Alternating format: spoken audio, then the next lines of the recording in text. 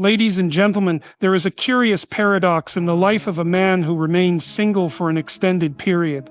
The longer he walks this road alone, the greater his potential becomes. But in what direction? That is the true question. A man left to himself has the freedom to do whatever he pleases. He is unshackled by obligations, free from compromise, and master of his time. Yet there is a hidden danger in such freedom. If it is not guided by purpose, it leads to disorder. A man who spends years alone without structure risks becoming comfortable in a life of fleeting pleasures, distractions, and self-indulgence. However, there is another path. A man who embraces his solitude as an opportunity for self-improvement can grow into something far greater than he once was.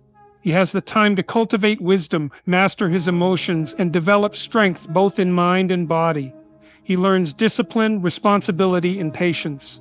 He confronts his fears, his weaknesses, and his regrets, forging himself into someone capable of withstanding life's greatest challenges. But with time, another challenge emerges: the ability to connect. The more a man becomes accustomed to being alone, the harder it becomes to integrate into relationships. He risks growing so independent that he struggles with trust, compromise, and vulnerability. What once made him strong can now make him isolated. So what is the answer? The answer is purpose. Whether a man is single or in a relationship, his life must be driven by something greater than himself. If his solitude fuels his growth and his growth serves a meaningful goal, then his time alone is not wasted, it is invested. When a man remains single for a long time, he is faced with a unique journey that shapes his understanding of responsibility. In the absence of external obligations that typically come with relationships or family life, he is left to determine what responsibility truly means for himself. This process can lead him in two very different directions, one that strengthens his character and sense of duty, or one that allows him to drift into a state of avoidance and stagnation. The absence of immediate accountability to a partner or children does not mean there is no responsibility. Rather, it means that responsibility must be cultivated from within rather than imposed from external circumstances. A man who is single for an extended period has the opportunity to develop a strong sense of personal accountability without the external pressures that demand daily structure, such as providing for a family or tending to a partner's emotional needs. He must learn to create his own structure. He must decide how to manage his time, how to build his future, and what kind of person he wants to become. In this scenario, responsibility becomes an active choice rather than a passive obligation. He can choose to pursue meaningful work, to develop his skills, to cultivate his intellect, and to take control of his physical and mental well-being. There is no one else to pick up the slack if he falters, which means his successes and failures rest entirely on his own shoulders. This can lead to incredible personal growth as he learns the true weight of self-reliance and the importance of discipline. However, the opposite is also possible. Without external obligations, a man may fall into the illusion that responsibility is unnecessary. If there's no one to answer to, if there are no immediate consequences to his actions, he may begin to prioritize comfort over progress.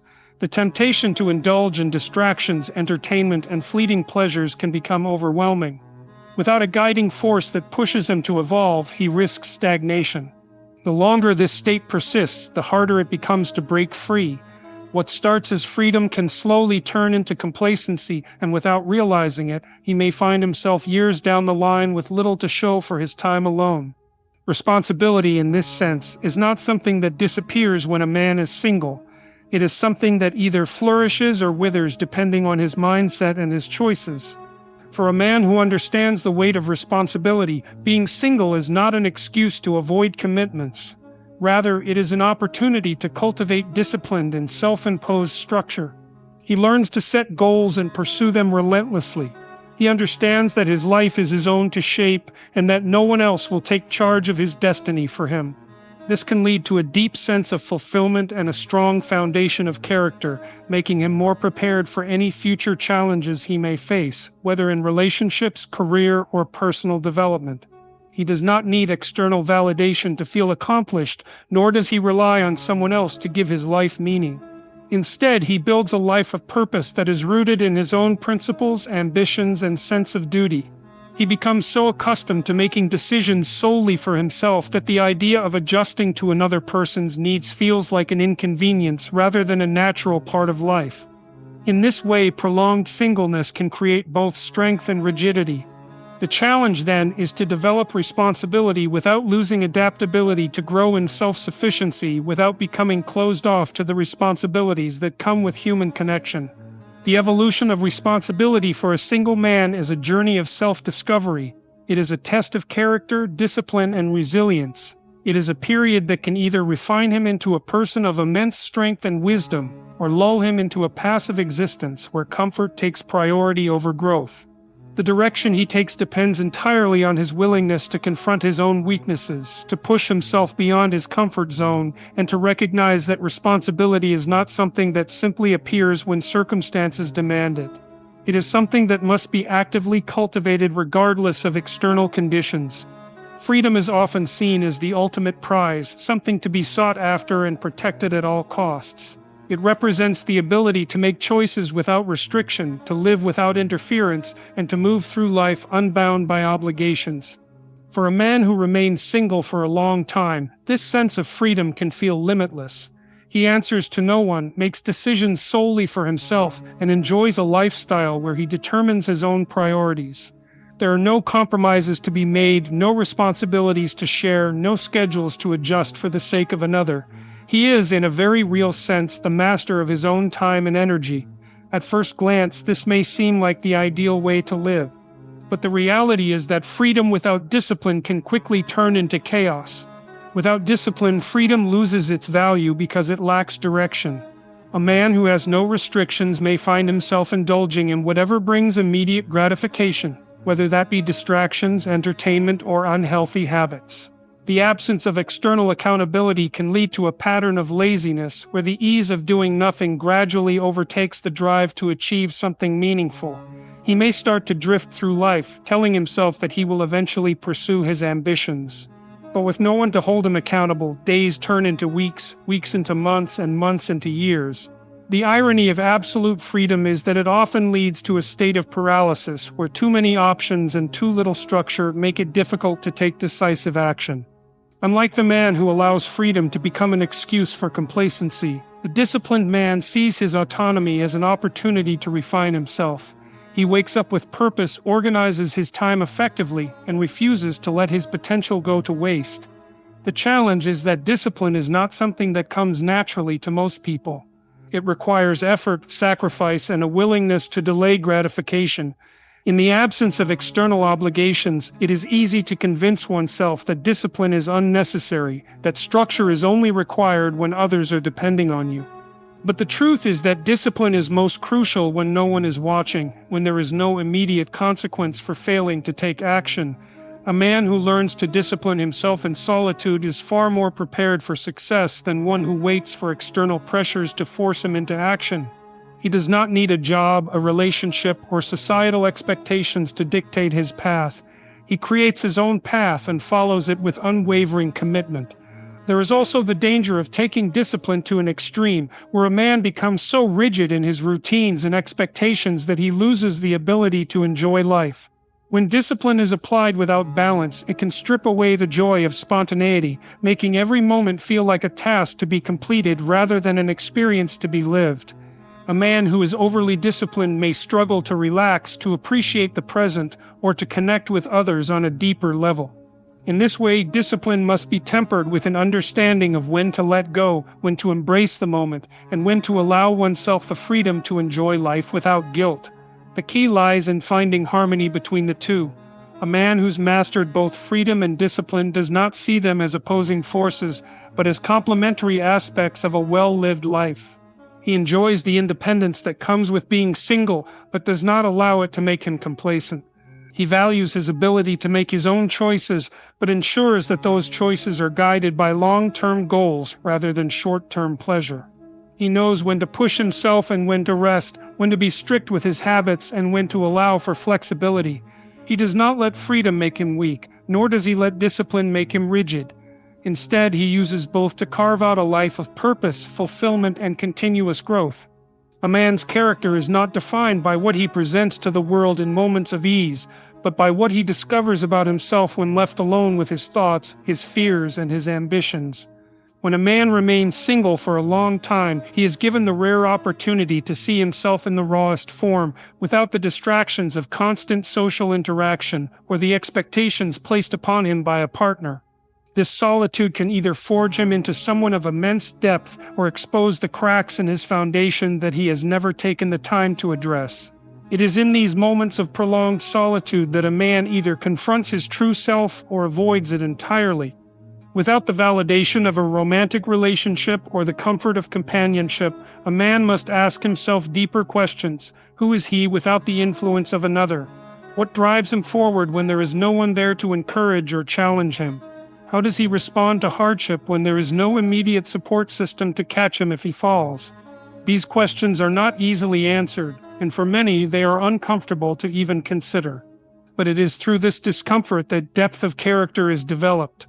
A man who refuses to face these internal struggles risks living on the surface, distracting himself with temporary pleasures rather than building the foundation of a strong and meaningful life. Loneliness, if allowed to take control, can be destructive. It can manifest as bitterness, resentment, or a sense of emptiness that leads a man to seek out validation in superficial ways. He may turn to excessive entertainment, meaningless distractions, or habits that provide temporary relief but do nothing to strengthen him as a person.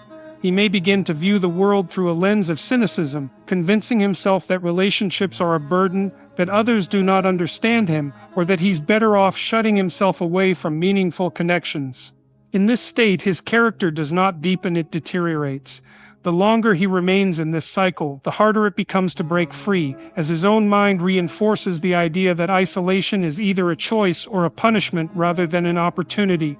But for the man who embraces solitude with intention, who sees it as a period of reflection and self-improvement, rather than as a void to be filled, something different happens. He begins to learn what truly matters to him, separate from societal pressures or the expectations of a partner. He builds resilience by facing challenges alone and overcoming them without external validation. He becomes more self-aware, recognizing his strengths and weaknesses with honesty rather than through the filtered perception of a relationship. He learns patience not just in waiting for the right circumstances or people to enter his life, but in understanding that personal growth is a process that cannot be rushed. This depth of character is what allows a man to stand firm in his values, to navigate life with clarity, and to form relationships based on authenticity rather than dependency. He does not seek out companionship as a means to escape himself, but as an extension of who he already is. He does not fear being alone because he has made peace with his own company. He does not bend his principles to fit into a relationship because he has already spent time defining what those principles are. Yet there is always a balance to be found. A man who becomes too absorbed in his solitude may struggle with reintegration, finding it difficult to open himself up to others after spending so much time within his own mind. He may develop a sense of superiority, believing that his self-reflection makes him wiser than those who have chosen a different path. Or he may become overly introspective, caught in an endless cycle of questioning without action. Depth of character is not just about self-awareness, but about how that awareness is applied to the world around him. It is about knowing when to step forward and when to step back, when to trust and when to remain cautious, when to lead and when to follow. It is a continuous process of learning, adapting, and refining who he is in relation to both himself and the world. The longer a man remains single, the greater the opportunity to develop this depth, but only if he is willing to do the work. He must choose reflection over distraction, discipline over indulgence, and growth over stagnation. He must be willing to face his fears rather than run from them, to embrace challenges rather than seek comfort, and to develop a sense of self that is unshakable regardless of external circumstances. In this journey, he does not just become someone who is comfortable with solitude. He becomes someone who understands himself on a level that few ever take the time to reach. When a man remains single for a long period, he becomes deeply accustomed to a life that revolves entirely around his own needs, desires, and habits. He structures his days according to his own priorities, makes decisions without having to consult anyone, and exists in a world where his sense of independence is unchallenged. Over time, this self-sufficiency can become second nature, making the idea of integrating into a relationship or even into broader social circles feel increasingly complex. The habits that once served as sources of strength, self-reliance, personal discipline, and a highly individualized way of thinking can become obstacles when the need for collaboration, compromise, and emotional connection arises. When a man has spent years answering only to himself, he develops patterns of thought and behavior that revolve around efficiency and self-optimization. His daily routine is built entirely around what works best for him, and any disruption to that routine may feel like an intrusion rather than an opportunity for connection. The ability to adjust to another person's presence, to accommodate their needs, and to navigate the natural give and take of a relationship can feel foreign and at times frustrating. Simple things that most people in relationships take for granted, sharing space, coordinating schedules, making decisions as a unit, become significant challenges for someone who has grown too comfortable with solitude. There is also the matter of emotional vulnerability. A man who has been alone for a long time has had fewer opportunities to regularly engage in deep emotional exchanges with another person. He has learned to handle difficulties on his own, process emotions internally, and rely on logic rather than emotional expression as a means of problem solving. While this level of self-sufficiency can be an asset in many areas of life, it can become a hindrance in relationships where emotional openness is essential for genuine connection. He may struggle to articulate his feelings, dismiss the emotional needs of a partner as unnecessary complications, or feel overwhelmed by the intensity of relational dynamics that require consistent communication and empathy. Furthermore, the longer a man remains single, the greater the risk of becoming set in his ways. He may develop rigid beliefs about how life should be lived, how problems should be solved, or how people should behave. These beliefs, once rooted in personal experience and preference, can solidify into an inflexible worldview that makes it difficult to engage with others who think differently. The art of compromise, which is essential in any relationship, may feel unnecessary or even undesirable. The mindset shifts from, "How can we find a solution together?" to, "Why should I change what already works for me?" This resistance to adaptability can make relationships feel more like a burden than a source of joy, leading to a cycle of withdrawal and isolation. Another challenge that arises is the perception of relationships themselves. A man who has spent years thriving in his solitude may begin to see relationships not as a complement to life, but as a potential disruption to his sense of peace. He may fear that a relationship will demand too much from him, take away the freedom he has worked so hard to cultivate, or force him into a role he no longer sees as necessary. This perspective can create a subconscious barrier, preventing him from fully engaging with others in a meaningful way. Even when opportunities for connection arise, he may find himself hesitating, questioning whether the effort required to integrate into someone else's life is worth the trade-off. At the same time, prolonged singleness can create social gaps that make reintegration even more challenging. When most people around him are involved in relationships, married or building families, his lifestyle may feel increasingly out of sync with those of his peers. Conversations that once felt natural may now carry a sense of detachment as he realizes that his experiences and priorities differ from those of others. Social gatherings may start to feel isolating rather than enjoyable, not because he lacks the ability to connect, but because his way of life has followed a different trajectory. This divide can further reinforce the belief that integration is too difficult or even unnecessary, leading him to withdraw further into his own world. However, while integration poses challenges, it is not an insurmountable obstacle. The ability to reintegrate into relationships, whether romantic, social, or professional, requires a shift in perspective. It demands an understanding that while solitude provides many strengths, human connection is an essential part of life that offers depth, meaning, and growth. It requires a willingness to unlearn rigid patterns, to embrace vulnerability, and to recognize that relationships are not about sacrificing freedom, but about expanding the dimensions of one's experience.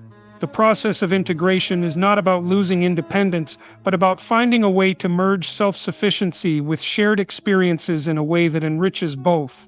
It is a challenge, but one that, when embraced, leads to a fuller, more balanced life. A man who remains single for a long time is often confronted with one of the most fundamental questions of human existence: what is the purpose beyond the self? In the absence of immediate familial responsibilities, the external structures that provide meaning for many marriage, children, shared commitments do not define his life. This forces him to look inward, to ask himself why he does what he does, what his life is leading toward, and whether his efforts contribute to something greater than his own personal fulfillment. Some men find clarity in this search, while others drift, seeking pleasure and comfort, but feeling an underlying sense of emptiness. Without a clear purpose beyond the self, life can easily become a cycle of self-indulgence, a pursuit of temporary satisfactions that, while enjoyable, fail to provide lasting meaning. Purpose is not something that appears automatically. It is something that must be actively cultivated. When a man lacks the responsibilities that naturally come with being tied to others, he must find a way to impose responsibility upon himself. This is not just about personal discipline or career goals. It is about developing a mission, a reason to wake up each morning that extends beyond his own immediate desires. Some men find this purpose in their work, dedicating themselves to a craft, a profession, or a creative pursuit that gives their life direction. Others find it in service, in contributing to their communities, in mentoring, teaching, or creating something of value for future generations. Without this sense of contribution, even the greatest personal achievements can feel hollow. One of the greatest dangers of prolonged singleness is the potential for unchecked self-absorption. A man who spends years alone may, without realizing it, begin to prioritize his own convenience above all else. He does what he wants when he wants and answers to no one. While this level of autonomy may seem like the ideal way to live, over time it can lead to a form of spiritual stagnation.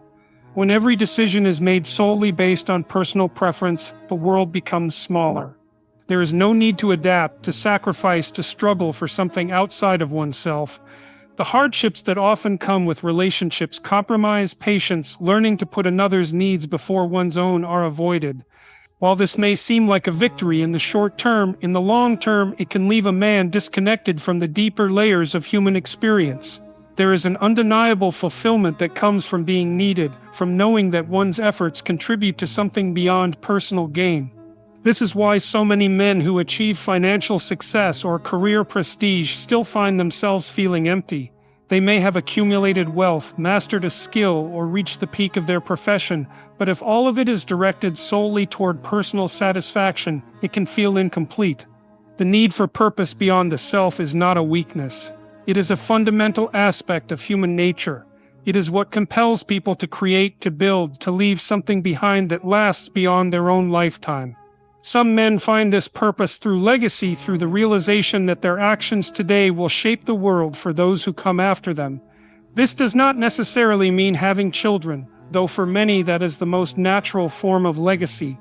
It can also mean creating work that outlives them, mentoring others, or contributing to ideas that will continue to influence people long after they are gone. Without a purpose beyond the self, time can begin to feel meaningless. Each day blends into the next, and even personal achievements lose their sense of importance. A man who has not cultivated a deeper purpose may find himself questioning what all his efforts were for, especially as he ages and realizes that the accumulation of personal experiences, while enjoyable, does not equate to a meaningful life. You may think you know a narcissist when you see one: the arrogance, the need for admiration, the manipulative charm. But what if I told you that the most dangerous aspects of narcissism don't happen in public? They unfold in secret, behind closed doors, in ways that can leave you doubting your own reality. Narcissists don't lie in the way ordinary people do. Most people lie occasionally, often with hesitation, guilt, or an awareness that they are bending the truth. Narcissists, however, elevate lying into an art form. They don't just tell a falsehood in the moment. They meticulously craft and refine their lies over time until they sound completely convincing. This process begins in their own minds before they ever speak a lie out loud. They rehearse it internally like a script, refining every word to ensure maximum believability. They adjust their tone, facial expressions, and body language to match the deception they are constructing in private. They might say the lie aloud to themselves, testing how it sounds, tweaking the details, and repeating it until it feels so natural that even they begin to believe it. This is why, when confronted, narcissists can lie without hesitation or signs of nervousness.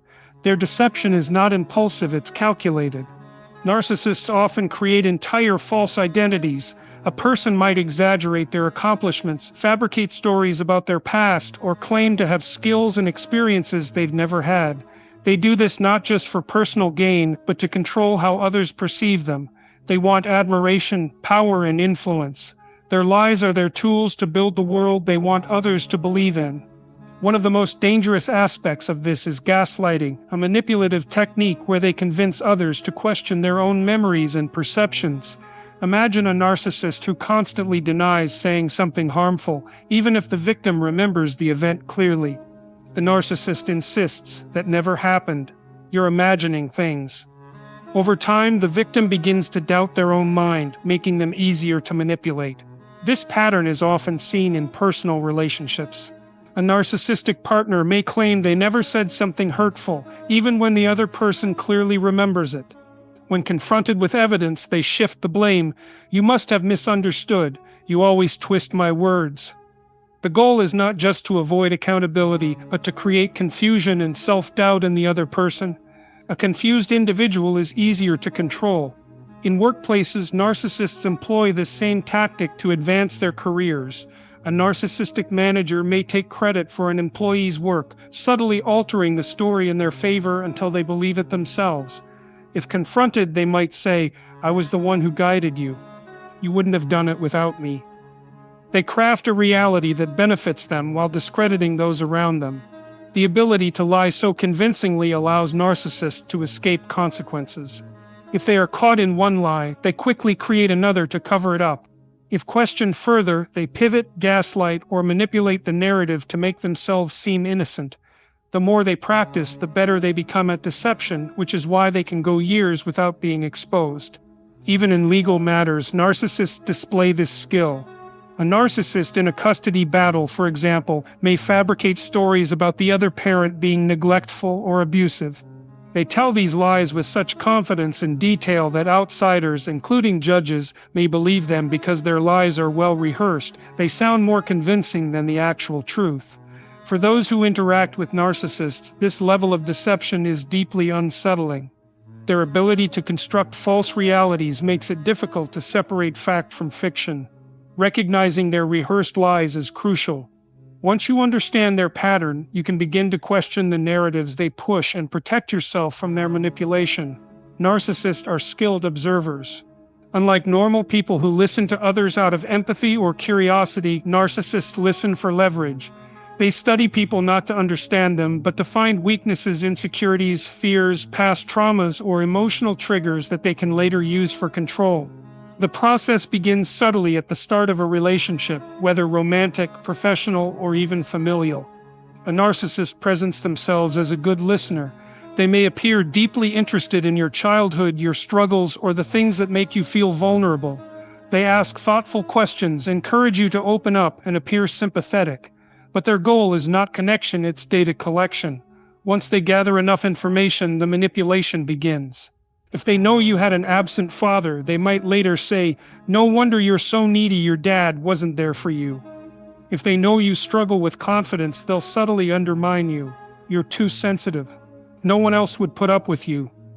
They use the personal details you once trusted them with as weapons to keep you off balance and dependent. In romantic relationships, this tactic is especially dangerous. A narcissist will initially mirror your emotions, making you feel deeply understood. But over time, they begin to exploit your vulnerabilities. If they know you fear abandonment, they will threaten to leave whenever you set boundaries.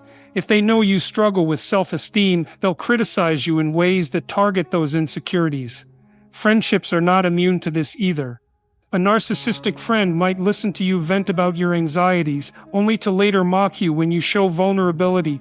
"You always overthink everything. No wonder people don't take you seriously." They pretend to care, but their real motive is to ensure they always have the upper hand. In workplaces, narcissists use this tactic to climb the corporate ladder. A manipulative coworker may act friendly, gaining insight into what makes you insecure about your performance. Later in a meeting, they might say something seemingly harmless but designed to undermine you. "I know public speaking makes you nervous, but try your best." To others, it sounds supportive to you. It's a direct attack on your confidence. Parents with narcissistic tendencies use this strategy to control their children. A narcissistic mother might know that her child desperately wants approval. Instead of offering encouragement, she withholds praise, saying, "You'll never be good enough unless you try harder." The child grows up seeking validation but never receiving it, making them more susceptible to the same manipulative dynamics in adulthood. This form of emotional manipulation leaves deep psychological scars. Victims often feel confused, believing they are too sensitive or overreacting when in reality they are being conditioned into self-doubt. The narcissist ensures they always have control by keeping their victims emotionally destabilized. When confronted, narcissists deny everything. If you point out their manipulation, they turn it around. "You're making things up. I was just trying to help." Their ability to gaslight ensures they remain in control while the victim struggles with self-doubt. Understanding this behavior is essential. Narcissists don't seek connection, they seek control. They study people like a hunter watches prey, waiting for the perfect moment to strike. Once they find an insecurity, they exploit it without remorse, ensuring they remain in a position of power over those who trust them the most. Narcissists are masters of manipulating perception, and one of their most powerful tactics is playing the victim. They create narratives where they are the misunderstood, mistreated, or oppressed individual, even when they are the ones causing harm. This is not accidental. It is a deliberate strategy to avoid accountability and manipulate others into giving them sympathy and support. The victim role allows narcissists to control the emotions of those around them. When people see someone as a victim, they naturally feel compassion and a desire to help. Narcissists exploit this instinct, making others feel guilty for questioning them or holding them accountable. They carefully craft stories, exaggerating hardships, twisting facts, or outright fabricating events to portray themselves as suffering unjustly. One way narcissists do this is by flipping the script in conflicts. If they are called out for their behavior, they immediately shift the blame. If they insult someone, they claim they were only reacting to being mistreated first. If they betray trust, they insist they had no choice because of the way they were pushed into it. The goal is to deflect responsibility and paint themselves as the real victim. In relationships, narcissists often claim they are being abused when their partner tries to set boundaries. If their partner distances themselves after being mistreated, the narcissist complains, "You're abandoning me just like everyone else has." If their partner calls out their manipulation, they say, "You're attacking me for no reason. Why do you always make me the bad guy?" This creates guilt and confusion, making their partner question their own perceptions. This tactic is commonly seen in workplaces. A narcissistic coworker who spreads rumors or undermines colleagues will, when confronted, claim they were the target all along. They might say, "I was just trying to help, but everyone here is against me." They position themselves as the innocent party, causing others to hesitate before challenging them further. In family dynamics, narcissistic parents play the victim to manipulate their children.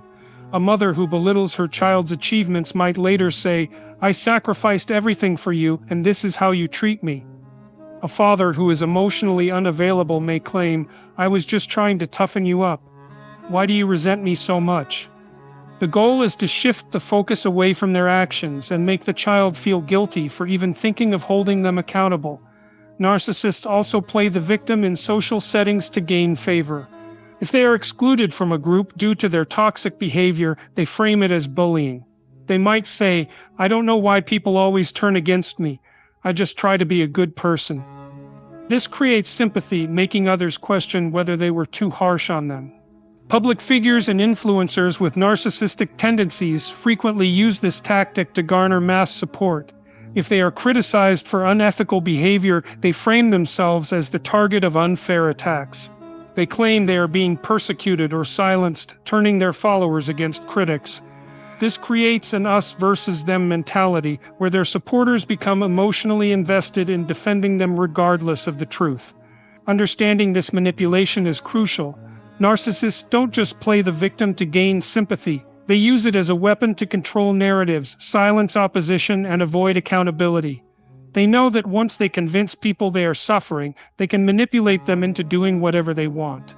Narcissists often pretend to be supportive while secretly working to undermine you.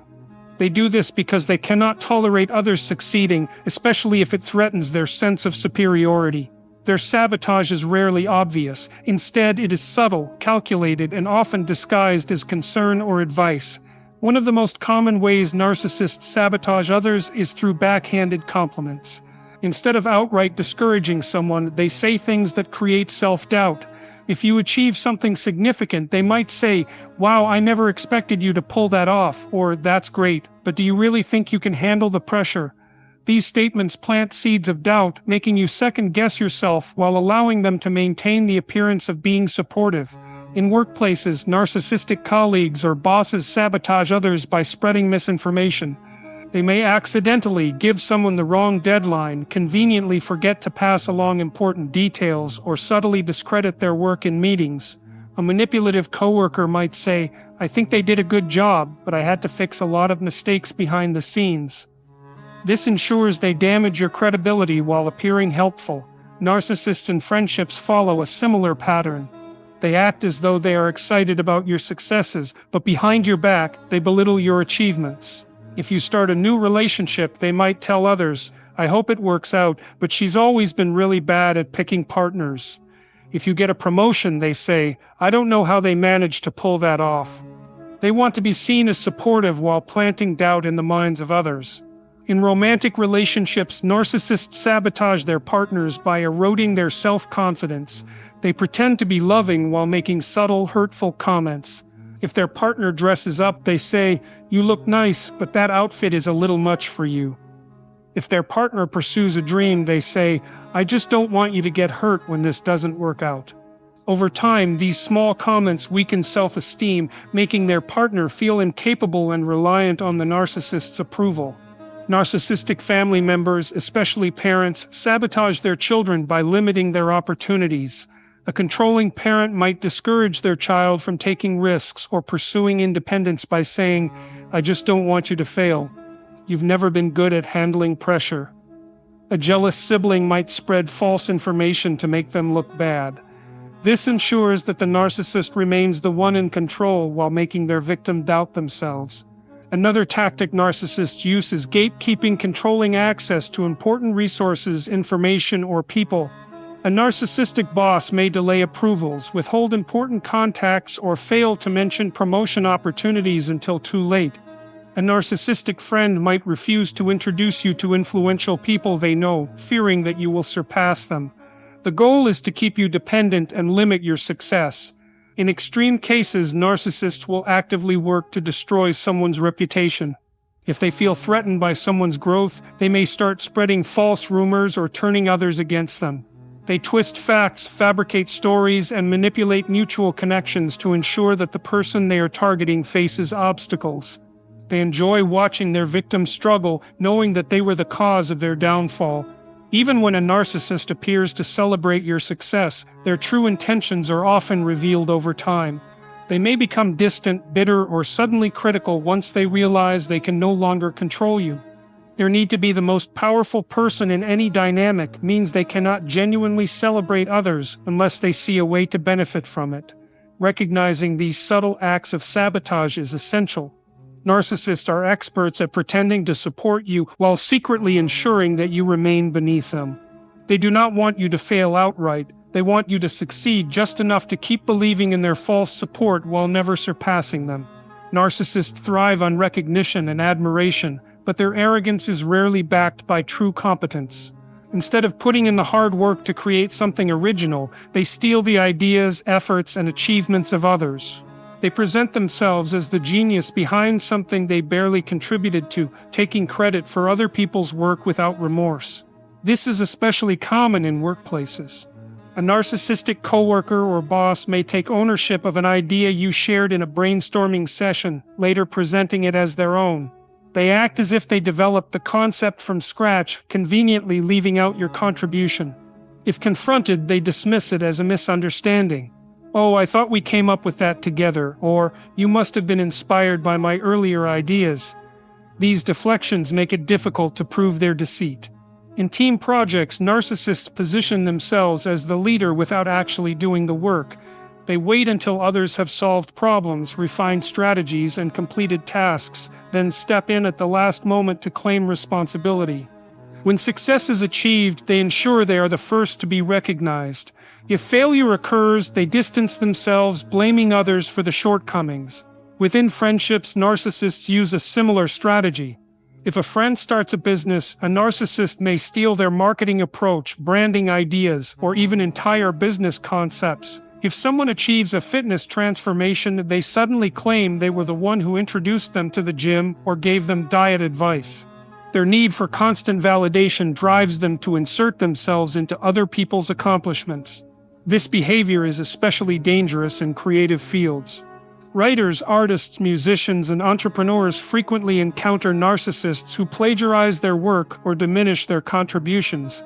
A narcissistic colleague might downplay an artist's creative vision while using it as inspiration for their own work. A musician might copy another's sound and claim they developed it first. These actions destroy trust, leaving the true creator feeling betrayed and undervalued. Within families, narcissistic parents often steal credit for their children's successes. If a child excels academically, the parent insists, "You wouldn't have done it without my guidance." If a child builds a career, they claim, "Everything you have is because of me." Instead of celebrating their child's hard work, they frame success as their own, ensuring that their child never feels independent or deserving of full credit. When narcissists take credit for success, they manipulate narratives to maintain superiority. They cannot understand the idea of someone else shining brighter than them, so they insert themselves into achievements they had little or no role in. Their insecurity fuels this behavior. They are deeply afraid of being seen as ordinary, so they steal the hard work of others to appear exceptional. Those who experience this kind of exploitation often feel powerless.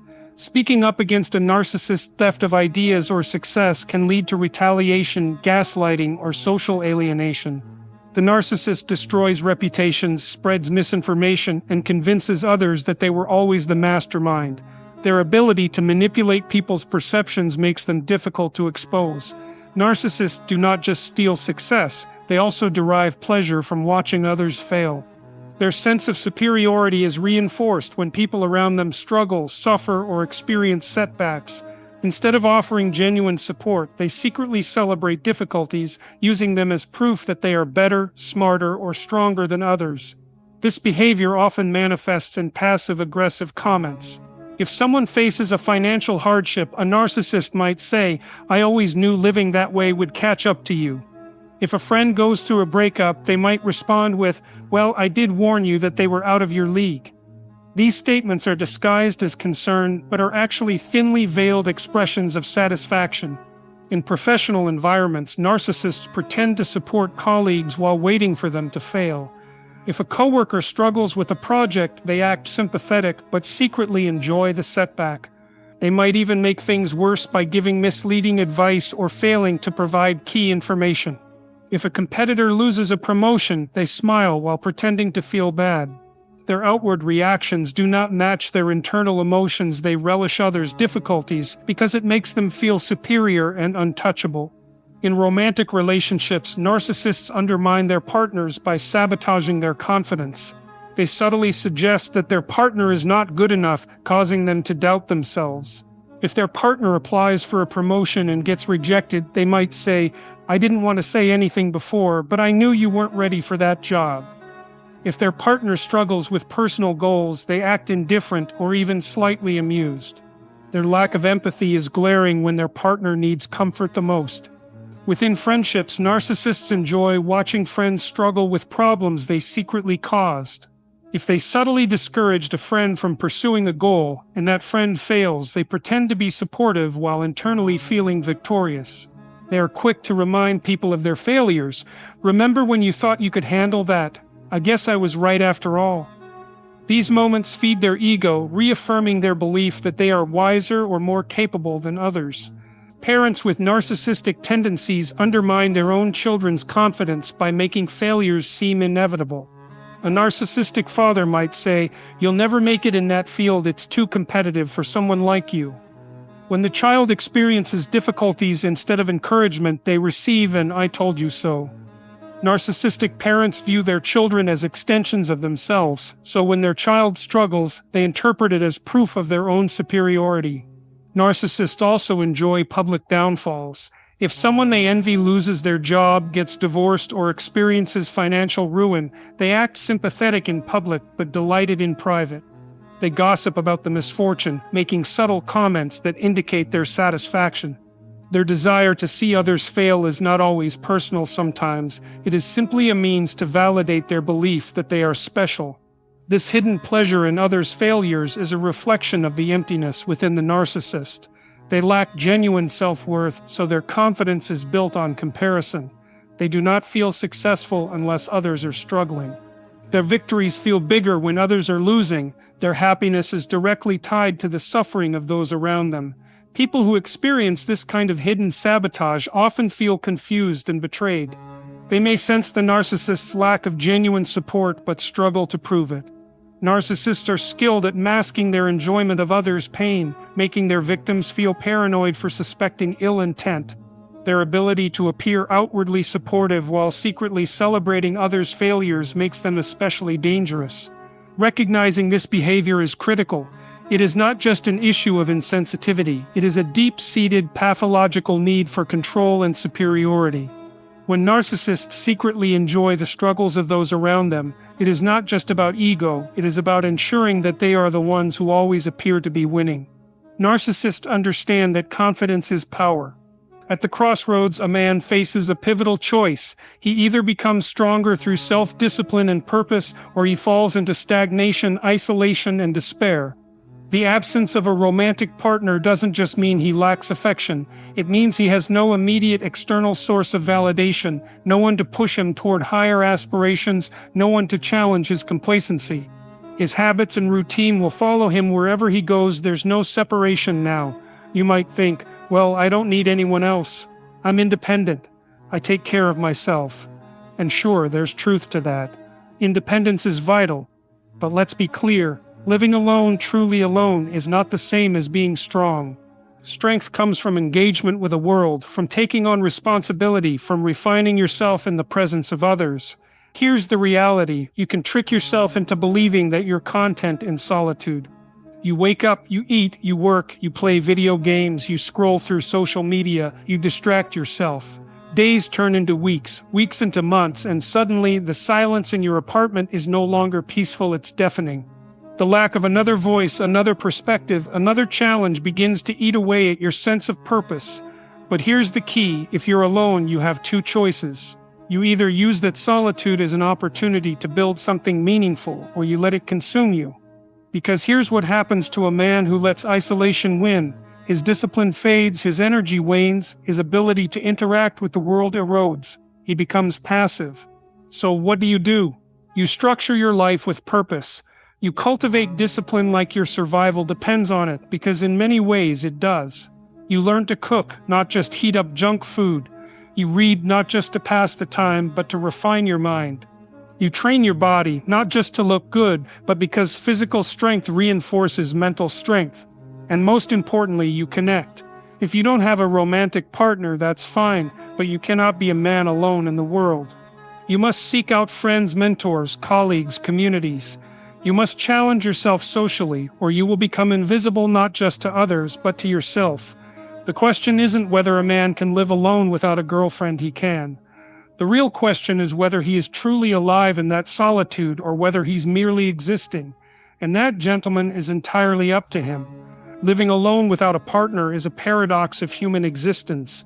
On one hand, it grants a man absolute freedom to structure his days as he pleases, to pursue his ambitions without compromise, to live unbound by the expectations or needs of another. There is a certain appeal in this autonomy, in the ability to move through life without external constraints. He can wake up when he chooses, eat what he likes, dedicate his time entirely to personal goals, and avoid the complications that relationships inevitably bring. For many men, especially those who have experienced difficult or unfulfilling relationships, solitude initially feels like a form of liberation, a chance to focus on self-improvement, career aspirations, or personal hobbies without distraction. Yet, beneath this surface of independence lies a deeper reality, one that often emerges only after an extended period of isolation. With freedom comes responsibility, and with responsibility comes the burden of managing one's own emotional and psychological well-being. When a man lives alone, he is solely accountable for how he navigates his inner world. There is no external force to regulate his emotions, no immediate companionship to provide warmth, no daily interactions that force him to step outside of his own thoughts. It is entirely up to him to maintain his sense of purpose, his motivation, his engagement with the world. And this is where solitude can become dangerous. For some men, solitude fosters discipline and self-reliance. They take the opportunity to refine their skills, cultivate knowledge, and develop a strong internal framework for resilience. They learn to manage their emotions without depending on validation from others, to take ownership of their failures, and to become the kind of man who can stand firmly on his own. This is the ideal outcome. Many men, however, instead of using solitude as a means of self-development, drift into patterns of stagnation. Without the external accountability that relationships often provide, they begin to lose their structure. Days become repetitive, devoid of challenge or novelty. The absence of another person to share thoughts and experiences with leads to an increasing detachment from the world. There is a deceptive comfort in isolation. When a man is alone, he avoids conflict, emotional turbulence, and the responsibilities that come with maintaining a relationship. But he also misses out on the very struggles that refine character and give life depth. Human beings are social creatures, wired for connection, and even the most independent men are not immune to the psychological effects of prolonged loneliness. Over time, solitude can dull the edges of ambition. A man may still go through the motions of his daily routine, but without shared experiences, without meaningful conversations, without the presence of another to challenge his thinking or provide support, his emotional landscape begins to shrink.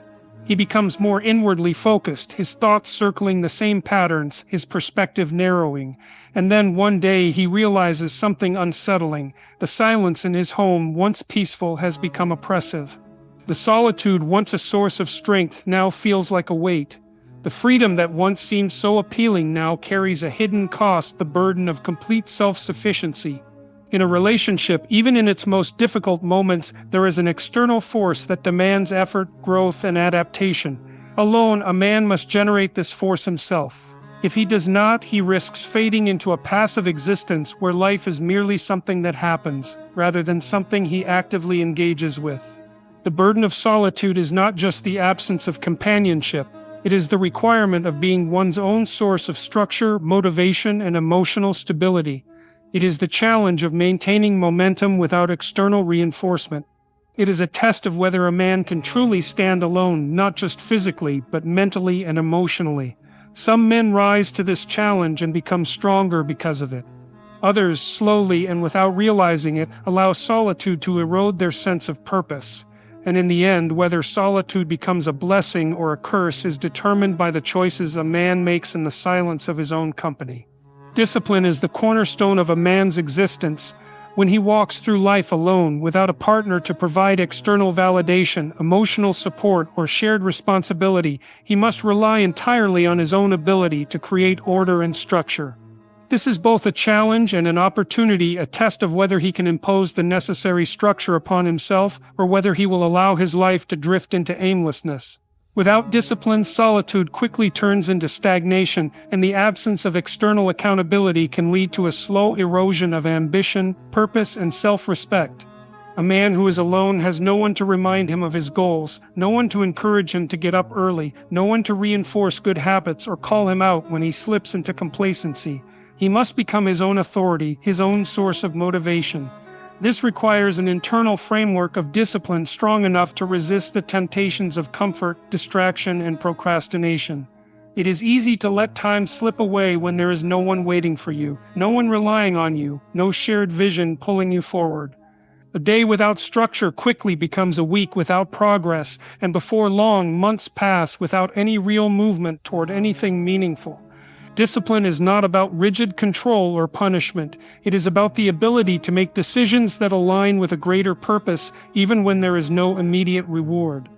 A man must train himself to wake up with a mission, to establish routines that reinforce his growth, to set goals and pursue them with unwavering focus. He cannot afford to be ruled by fleeting emotions or momentary desires, because in solitude, no one will correct him when he veers off course. If he lacks discipline, his habits will deteriorate. His sleep schedule will become inconsistent, his diet will decline, his physical health will suffer, and his mental clarity will diminish. He may rationalize his lack of structure by convincing himself that he is simply enjoying his freedom, but in reality he is allowing his potential to decay. Discipline in solitude extends beyond mere routine. It is about the ability to manage one's mind, to maintain control over thoughts, emotions, and impulses. Without the emotional regulation that comes from shared experiences, a man must cultivate inner stability. He must learn to sit with his own thoughts, to work through moments of doubt and loneliness without resorting to self-destructive behaviors. He must be able to push forward when motivation fades, because without discipline, motivation is fleeting and unreliable. There's also a deeper psychological component to discipline. When a man commits to structure, he builds self-respect. He proves to himself that he is capable of mastery, that he can impose order on his own existence. This is crucial because in solitude, a man's relationship with himself is paramount. If he allows himself to slip into laziness, indulgence, or apathy, he begins to lose trust in his own abilities. But if he demonstrates discipline through consistent effort, through self-imposed challenges, through the pursuit of excellence, he develops an unshakable belief in himself. This self-belief becomes his foundation, his guiding force when there is no external reinforcement. A man who lives alone must view discipline not as an option, but as a necessity for survival. T is the force that keeps his mind sharp, his body strong, and his purpose clear. It is what prevents him from being swallowed by the inertia of isolation. The world does not owe him structure, nor will it impose it upon him. He must create it for himself every day without excuse, because without discipline, solitude does not make a man free, it makes him lost. Solitude, when used wisely, can be a powerful tool for self-reflection and growth. It allows a man to step away from distractions, to analyze his life, to refine his thoughts, and to cultivate independence. Many great minds throughout history have embraced solitude as a means of deep introspection, finding clarity and strength in the absence of noise. However, there is a fine line between solitude and isolation, and when that line is crossed, the benefits of being alone begin to erode. What was once a period of productive reflection can slowly turn into stagnation, detachment, and an alarming loss of social competence. At first, isolation may not seem dangerous. It often starts subtly. A man spends more time by himself, prioritizing personal projects, enjoying the freedom of being unburdened by social obligations. He tells himself that he is simply focusing on his goals, that he doesn't need constant interaction to be fulfilled. And in truth, there is a certain appeal to living in one's own world, unshaped by the influence of others. The problem arises when solitude becomes the default state rather than a temporary retreat. The longer a man remains isolated, the more his perception of reality becomes distorted. One of the first signs of unhealthy isolation is stagnation. Without social interactions to provide feedback, challenge ideas, or introduce new perspectives, a man's thinking begins to loop in predictable patterns. His ambitions may fade because there is no external reinforcement pushing him forward. When left entirely to his own devices without external accountability, it becomes easier to settle into routines that lack growth. He may still convince himself that he's working toward something meaningful, but without exposure to the world outside his own mind, his progress slows. There is no friction, no challenge, no sense of urgency. Life becomes comfortable, but comfort in isolation often leads to decay. Beyond stagnation, prolonged isolation fosters detachment. Human beings are inherently social creatures. Interaction is wired into our psychology. When a man removes himself from social circles for too long, his ability to connect with others begins to weaken. The rhythms of conversation, the nuances of body language, the unspoken rules of social engagement, all of these skills require practice. When a man isolates himself, he loses touch with them. He becomes increasingly comfortable in his own presence, but less capable in the presence of others. Over time, he may begin to feel out of sync with the world, as if he is watching life unfold from behind a glass barrier. This detachment doesn't just affect how he interacts with others, it changes how he perceives himself. When a man is alone for too long, he can start to see himself through a warped lens. He may become overly critical, magnifying his flaws without external reassurance, or he may go in the opposite direction, building an inflated self-image that isn't tested by real-world interactions. In either case, isolation skews self-perception, making it harder to reintegrate into social life. Perhaps the most alarming consequence of prolonged isolation is the gradual loss of social competence. Social skills, like any other ability, require regular use. A man who isolates himself for too long will find that when he does attempt to re-engage, he struggles. Conversations feel awkward, he second-guesses his words, he misreads social cues. And because these experiences are uncomfortable, he may withdraw further, reinforcing the cycle of isolation. Over time, he convinces himself that he simply doesn't fit in, that he is better off alone. But this is not because he is incapable of connection. It is because he has neglected the skills required to connect. Isolation is insidious because it often feels like a choice, even when it has become a trap. The longer a man stays in it, the harder it is to break free. The world moves on without him, friendships fade, reintegration becomes more difficult. But the solution is not complicated. It requires conscious effort. A man must actively seek engagement, even when it feels unnatural at first. He must push himself into uncomfortable social situations, challenge his own excuses, and recognize that solitude, when overindulged, ceases to be a strength and becomes a weakness. Solitude is a tool, but isolation is a disease. If a man does not guard against it, he risks waking up one day to find that he has not only lost his connection to the world, but more importantly, his connection to himself. Masculine growth is forged through challenge. A man without a romantic partner does not have the built-in responsibilities, emotional exchanges, and daily interactions that a relationship naturally provides. Without this dynamic force pushing him forward, he must deliberately seek out challenges elsewhere, lest he drift into complacency. Growth does not happen in comfort, it happens in adversity. A man who is alone must decide whether his solitude will be a catalyst for transformation or an excuse for stagnation. Without the external structure of a relationship, a man must create his own path toward growth. This means engaging with the world in meaningful ways, taking on responsibilities, and setting ambitious goals. The worst mistake a man can make in solitude is to slip into a passive existence, filling his time with distractions rather than purpose. It is easy to waste days, weeks, even years in meaningless entertainment, consuming rather than creating, avoiding struggle rather than embracing it. But growth demands friction. It demands that a man put himself in situations where he must rise to meet the challenge. Physical discipline is one of the most direct ways to cultivate masculine growth. Training the body is not just about aesthetics or health, it is about mastering oneself. The gym, the dojo, the running trail, these places are not merely spaces for exercise, but arenas where a man confronts his limits. Lifting weights teaches patience and perseverance. Martial arts teach discipline and resilience. Endurance training cultivates mental toughness. A man who commits to physical excellence is not just sculpting his body, he is forging his character. He is proving to himself day after day that he can push through pain, discomfort, and fatigue. This strength carries over into all other areas of life. Beyond the physical, a man must challenge himself intellectually and creatively. Without a relationship to provide intellectual stimulation through conversation and shared perspectives, he must seek knowledge, actively reading, learning new skills, engaging in deep work. These are the mental equivalents of lifting heavy weights. A man should be expanding his mind, questioning his beliefs, refining his thoughts. He should take on projects that stretch his capabilities, whether it is writing, building, coding, or creating.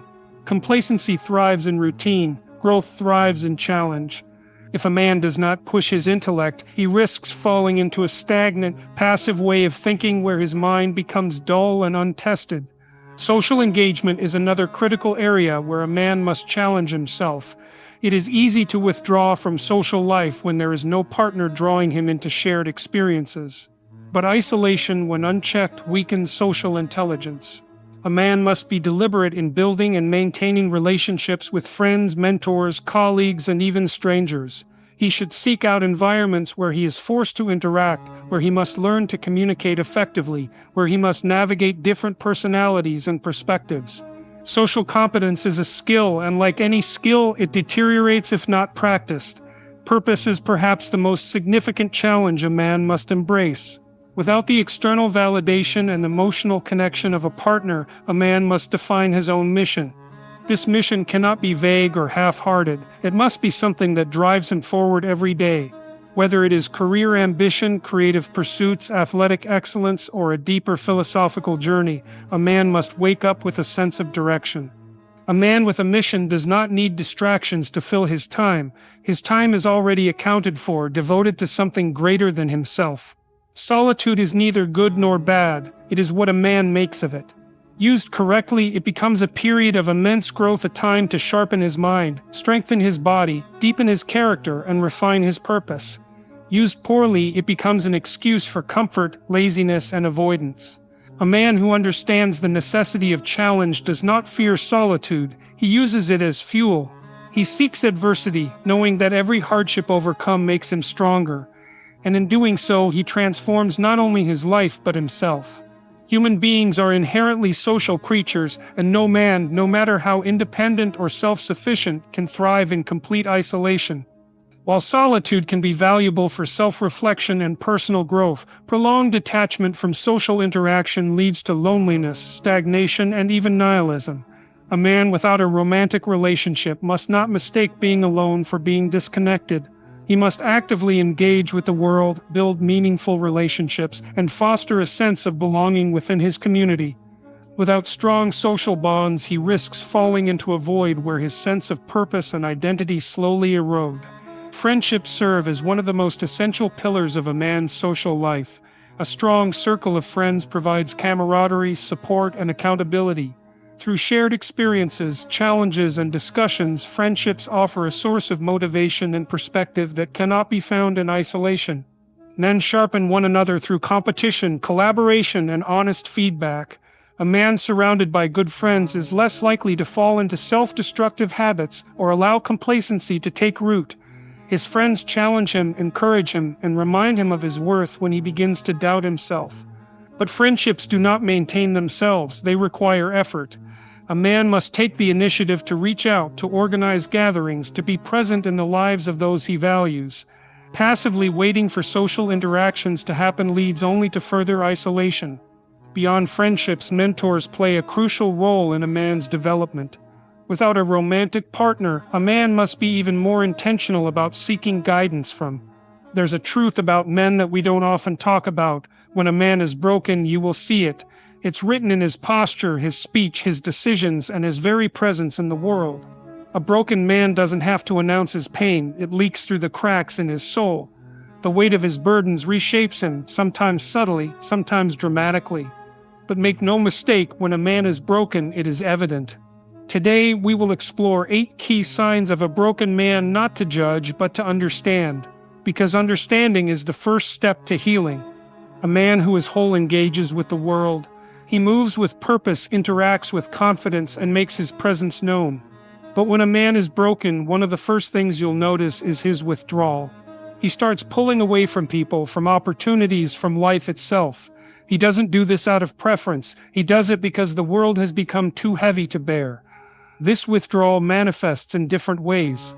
Some men physically isolate themselves, they stop attending social gatherings, avoid family functions, and decline invitations they once would have eagerly accepted. Others may still be present in body but absent in spirit. They sit at the table with their loved ones, but they don't engage. Their responses become shorter, their enthusiasm fades, and they stop contributing to conversations, choosing instead to simply exist in the background. You see this happen in men who have suffered a great loss, a failed marriage, the death of a loved one, a career collapse. Take, for example, a man who built a business from the ground up, investing years of his life into something he believed in. Then one day it crumbles, maybe due to economic downturns, bad decisions, or forces beyond his control. The external failure is devastating, but the internal collapse is worse. He no longer sees himself as the ambitious, capable man he once was. And instead of seeking help or guidance, he turns inward. He disappears. And this disappearance doesn't always look dramatic. Sometimes it's subtle. Maybe he used to be active in a community group, but suddenly stops attending. Maybe he used to be the guy who always checked in on friends, but now his messages are rare. The problem is, the more he withdraws, the deeper the pit he digs for himself. Isolation feeds depression, and the longer he stays in that cycle, the harder it becomes to break out of it. In some cases, withdrawal isn't just about avoiding people, it's about avoiding life's demands altogether. A broken man might stop caring about his responsibilities. His work performance declines, he loses motivation to take care of his home, his finances, his own well-being. If you look closely, you'll see the signs: unopened mail piling up, missed deadlines, a home that used to be neat now filled with clutter. These are symptoms of a man who is checked out mentally and emotionally. What makes this dangerous is that the longer a man stays in isolation, the more his mind convinces him that he's alone, that no one understands his pain, that no one would care if he vanished completely. And once he starts believing that, it becomes incredibly difficult to reach him. This is why it's crucial to recognize the signs early, to step in before he's too far gone. Purpose is one of the most fundamental driving forces in a man's life. It is the thing that gives him direction, that pushes him forward even in the face of hardship. When a man has a strong sense of purpose, he has energy, determination, and resilience. He wakes up each morning with something to strive for, something that makes the struggle worth it. But when a man is broken, his purpose begins to erode. It's not always sudden, it often happens gradually, like a candle burning out over time. At first, he may just feel a little lost. He starts questioning whether what he's working toward really matters. Then that doubt turns into disinterest. Soon he finds himself waking up in the morning with no real motivation. The fire that once burned inside him is reduced to embers. This happens in different areas of life. Some men lose their sense of purpose in their careers. Maybe they spent years climbing the corporate ladder, only to realize one day that they feel empty at the top. Or maybe they lose their job unexpectedly, and with it, their identity. A man who tied his entire self-worth to his ability to provide will feel utterly lost if that ability is taken from him. For other men, the loss of purpose happens in relationships. A man who devoted himself to his marriage, only to have it fall apart, might question everything. He might wonder, what was the point of all those years? He might feel as though all the love, effort, and sacrifices he made were for nothing. And when a man starts believing that his efforts don't matter, that nothing he does will lead to anything meaningful, he stops trying. You see this in men who once had big dreams, but now settle for just getting through the day. Maybe he was once passionate about art, writing, building, or teaching, but somewhere along the line, life wore him down. Maybe he faced too many rejections. Maybe his efforts weren't appreciated. Maybe the people around him dismissed his aspirations as unrealistic. Whatever the reason, he eventually gave up on the things that once gave him joy. There's a tragic predictability to this. A man without purpose doesn't just become indifferent, he becomes resentful. He starts to envy those who still have direction. He becomes cynical about success, dismissing others' achievements as luck or privilege. Deep down, he doesn't hate the world, he hates what he's lost within himself. And here's where it gets dangerous. When a man has no purpose, he becomes susceptible to destructive habits. Without something meaningful to pour his energy into, he turns to distractions. Some men dive into endless hours of entertainment, numbing themselves with television, video games, or mindless scrolling. Others seek out self-destructive behaviors, drinking excessively, gambling, or engaging in reckless activities. They do these things not because they truly enjoy them, but because they have nothing else to live for. There's a saying that a man without purpose is like a ship without a rudder. He may still be moving, but he's going nowhere. He drifts through life, letting the current take him wherever it pleases. And before he knows it, years have passed, and he looks back with regret, wondering where his time went. This is why losing a sense of purpose is one of the most painful experiences a man can go through. Because when a man believes his life has no meaning, he stops living. He merely exists. When a man is broken, his body often tells the story before his words do. You'll see it in the way he carries himself, in the way he moves or doesn't move. A man who once stood tall, shoulders squared, with an air of confidence, now walks sluggishly, his posture slouched, as if the weight of life itself has become unbearable. His physical state begins to deteriorate not necessarily because he doesn't care, but because he no longer sees the point in taking care of himself. One of the first signs is a decline in basic self-care. A man who is suffering internally may stop grooming himself the way he used to. He might neglect shaving, his hair might become unkempt, his clothing might appear wrinkled or mismatched. This isn't simply a matter of style, it's an outward reflection of chaos. When a man feels broken, even the simplest task like taking a shower or putting together a decent outfit can feel like an unnecessary burden. Then there's his diet. When a man is in a good place mentally and emotionally, he often puts effort into what he eats. He understands that fueling his body properly gives him the energy to tackle life's challenges. But when he's broken, his eating habits spiral. Some men lose their appetite completely, skipping meals, running on caffeine, or mindlessly snacking without proper nutrition. Others go to the opposite extreme, overeating as a form of comfort, indulging in junk food, fast food, or excessive alcohol consumption. The reasoning is simple. When life feels out of control, unhealthy foods provide an easy, immediate source of pleasure. But it's a short-lived escape, one that only compounds the problem over time. Exercise is another major indicator. A man who is mentally strong understands the value of physical fitness, not just for aesthetics, but for discipline, confidence, and overall well-being. But when he's broken, he abandons this. He stops going to the gym, stops running, stops engaging in any activity that requires effort. His body starts to weaken, his stamina declines, his strength fades, and the worst part, he knows it. He knows he's letting himself go, but in his current state, he just doesn't care. Consider a man who was once a dedicated athlete, someone who thrived on pushing his physical limits. Then life knocks him down. Maybe he faces a crushing failure, a devastating breakup, or the loss of a loved one. Instead of using physical activity to cope, he withdraws. He starts spending more time on the couch, binge-watching shows, drowning in distractions. The longer he stays in this cycle, the harder it becomes to break free.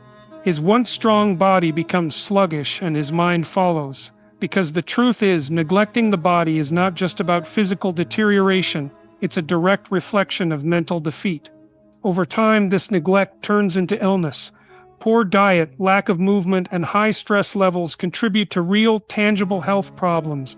Weight gain, high blood pressure, chronic fatigue, and even more serious conditions like heart disease or depression. And yet, instead of addressing the root of the problem, he convinces himself that he's just tired, just unmotivated, just in a phase. But it's not a phase, it's a slow and steady decline. And unless he finds a reason to fight back, he will sink deeper into it. A strong, well-balanced man has control over his emotions. He doesn't fly into rage over minor inconveniences, nor does he break down at the first sign of struggle. But when a man is broken, his emotional regulation begins to falter. Small things that once wouldn't have bothered him now set him off. He becomes impatient, easily annoyed, even volatile. You see this especially in how he interacts with others.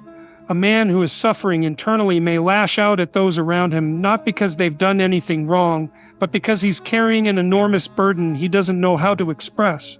His tone becomes sharper, his words more cutting. He may snap at his friends, his partner, his children, even strangers. And the worst part, he regrets it almost instantly. But instead of apologizing, he withdraws even further, convinced that no one would understand what he's going through. For some men, this irritation manifests as anger. He becomes easily frustrated, losing his temper over things that never used to bother him. The traffic jam that he once sat through patiently now fills him with rage. The small mistake at work that he used to brush off now feels like an attack. It's not the situation itself that's changed, it's him. His patience has worn thin because internally he's struggling with something far bigger. For others, emotional instability takes the form of deep sadness. He becomes more sensitive, more prone to shutting down completely. Things that once brought him joy now feel meaningless. He might find himself tearing up at unexpected moments, overwhelmed by emotions he doesn't know how to process. And because society teaches men to suppress their emotions rather than deal with them, he doesn't seek help. He simply internalizes the pain. A common example of this can be seen in men going through a tough breakup or divorce. The pain of losing a partner, especially if he truly loved her, can feel like a betrayal of everything he believed in. and instead of grieving in a healthy way, he suppresses it. But that pain doesn't just disappear, it shows up in other ways. He becomes irritable, dismissive, even cruel at times. He might push people away, or he might throw himself into meaningless distractions, seeking temporary relief instead of addressing the real issue. This emotional instability also impacts his decision-making. A man who is in a good place mentally thinks rationally, weighing his options carefully. But a broken man, he acts on impulse. He might quit his job suddenly, break off friendships without explanation, or make reckless financial decisions. He's not thinking long-term, he's reacting to the chaos inside him. Perhaps one of the most dangerous aspects of this emotional instability is self-sabotage. A broken man might push away the very people who want to help him. He might refuse support, believing that he has to deal with everything on his own. And the deeper he sinks into isolation, the worse his emotional state becomes. The saddest part, most men don't even realize they're doing this. They don't recognize that their irritability, their mood swings, their emotional withdrawal are symptoms of something deeper. They just think they're having a rough time. But left unchecked, this instability can lead to severe consequences: strained relationships, lost opportunities, and even long-term mental health struggles. A broken man is not just struggling with sadness, he is struggling with an internal battle that affects every aspect of his life. And until he acknowledges the damage, until he finds the strength to face what's truly breaking him, the cycle will continue. When a man is broken, one of the most telling signs is his withdrawal from relationships. He distances himself from friends, family, and even romantic partners. It's not that he necessarily wants to be alone deep down. He may crave connection, but his pain makes it difficult to engage with others. A man in a healthy state understands the value of relationships. He knows that friendships, mentorships, and family ties provide support, perspective, and meaning. But when he's broken, he begins to see those same relationships as burdens. Conversations feel exhausting, social gatherings feel like a chore, even a simple check and text feels like an obligation he'd rather avoid. So he stops responding. He makes excuses. He starts declining invitations, saying he's busy when in reality, he's just lying in bed, lost in his thoughts. One of the main reasons for this isolation is shame. A man who is struggling doesn't want others to see him in a weakened state. He feels like a failure, and instead of reaching out for help, he convinces himself that no one will understand, or worse, that no one cares. He tells himself, "Why should I burden them with my problems?" And so he retreats further into solitude, believing that suffering in silence is the best course of action. This withdrawal can be particularly damaging in romantic relationships. A man who was once deeply engaged, affectionate, and emotionally available may suddenly become distant. His partner will notice his responses become shorter, his touch less frequent, his interest in shared activities fades. When she asks what's wrong, he either brushes it off or snaps back with irritation. It's not that he's stopped loving her, it's that he feels incapable of being the man he once was. And rather than risk vulnerability, he chooses to shut down. There's also the issue of pride. Many men are conditioned to believe that seeking help is a sign of weakness. So instead of confiding in a close friend or seeking professional guidance, they bottle everything up. They sit in silence, hoping time will fix things, unaware that isolation only makes the wound deeper. And then there's the danger of self-sabotage. Some men, feeling unworthy of love or support, will actively push people away. They'll start unnecessary arguments, become unreasonably critical, or simply ghost those who care about them. This is their way of subconsciously confirming their worst fear, that they are alone. A real-life example of this can be seen in men who experience career failure. Imagine a man who worked tirelessly to build his business, only to see it collapse. He feels humiliated, lost. Instead of leaning on his loved ones, he vanishes. He ignores calls from friends, avoids family gatherings, and cuts ties with mentors who once guided him. The very people who could help him rebuild are shut out because, in his mind, facing them means confronting his own failure. But the tragic irony of isolation is that it creates a vicious cycle. The more a man pulls away, the more disconnected he becomes. The more disconnected he becomes, the harder it is to pull himself out of the darkness. And without intervention, this isolation can lead to deeper issues, severe depression, destructive habits, or even suicidal thoughts. A broken man often turns to self-destructive behavior as a way of numbing his pain. These behaviors can range from excessive drinking to reckless spending, substance abuse, gambling, or even destructive relationships.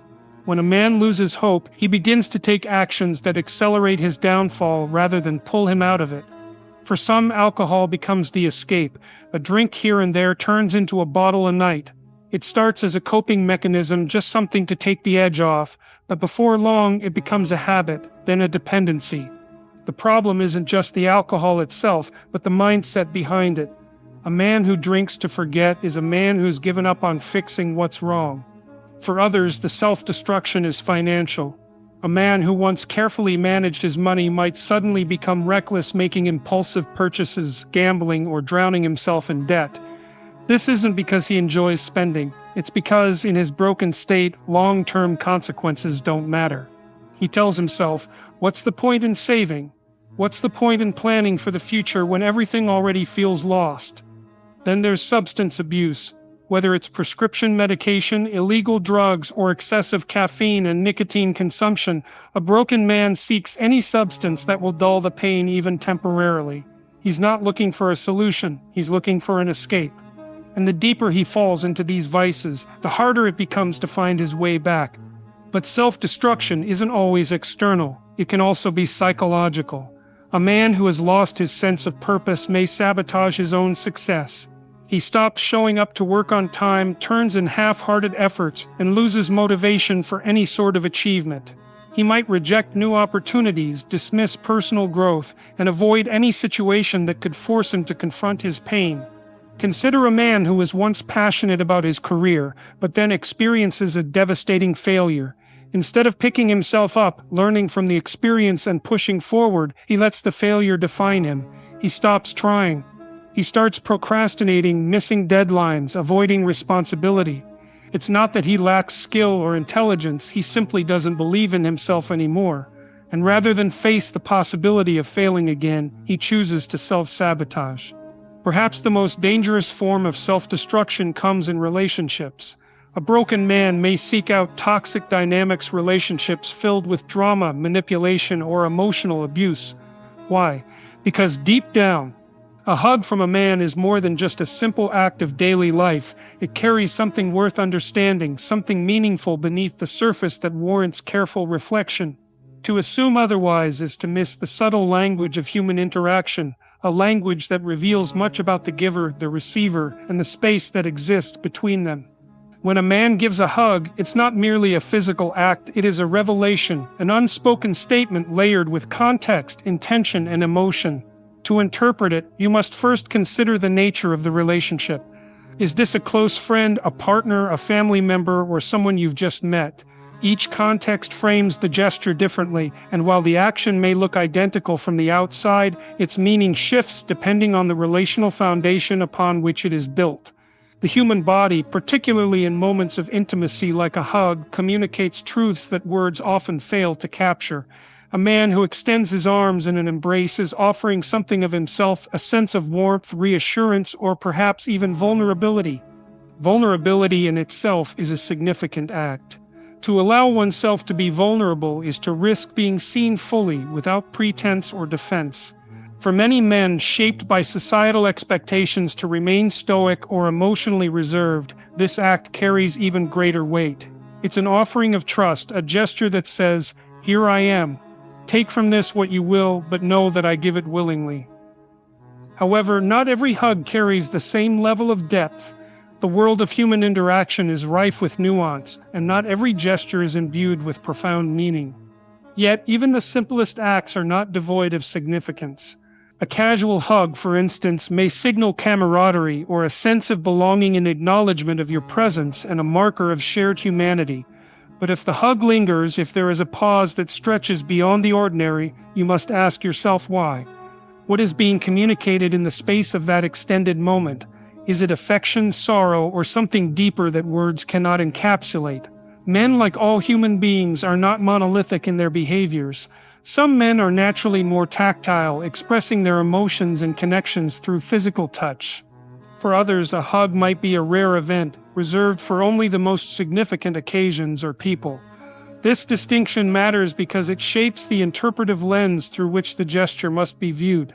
To understand what a hug from a man means, you must understand the man himself, his emotional vocabulary, his norms and values regarding touch and expression. Without these insights, assumptions risk misinterpretation. Moreover, the act of a hug is not isolated from the broader cultural and societal frameworks within which it occurs.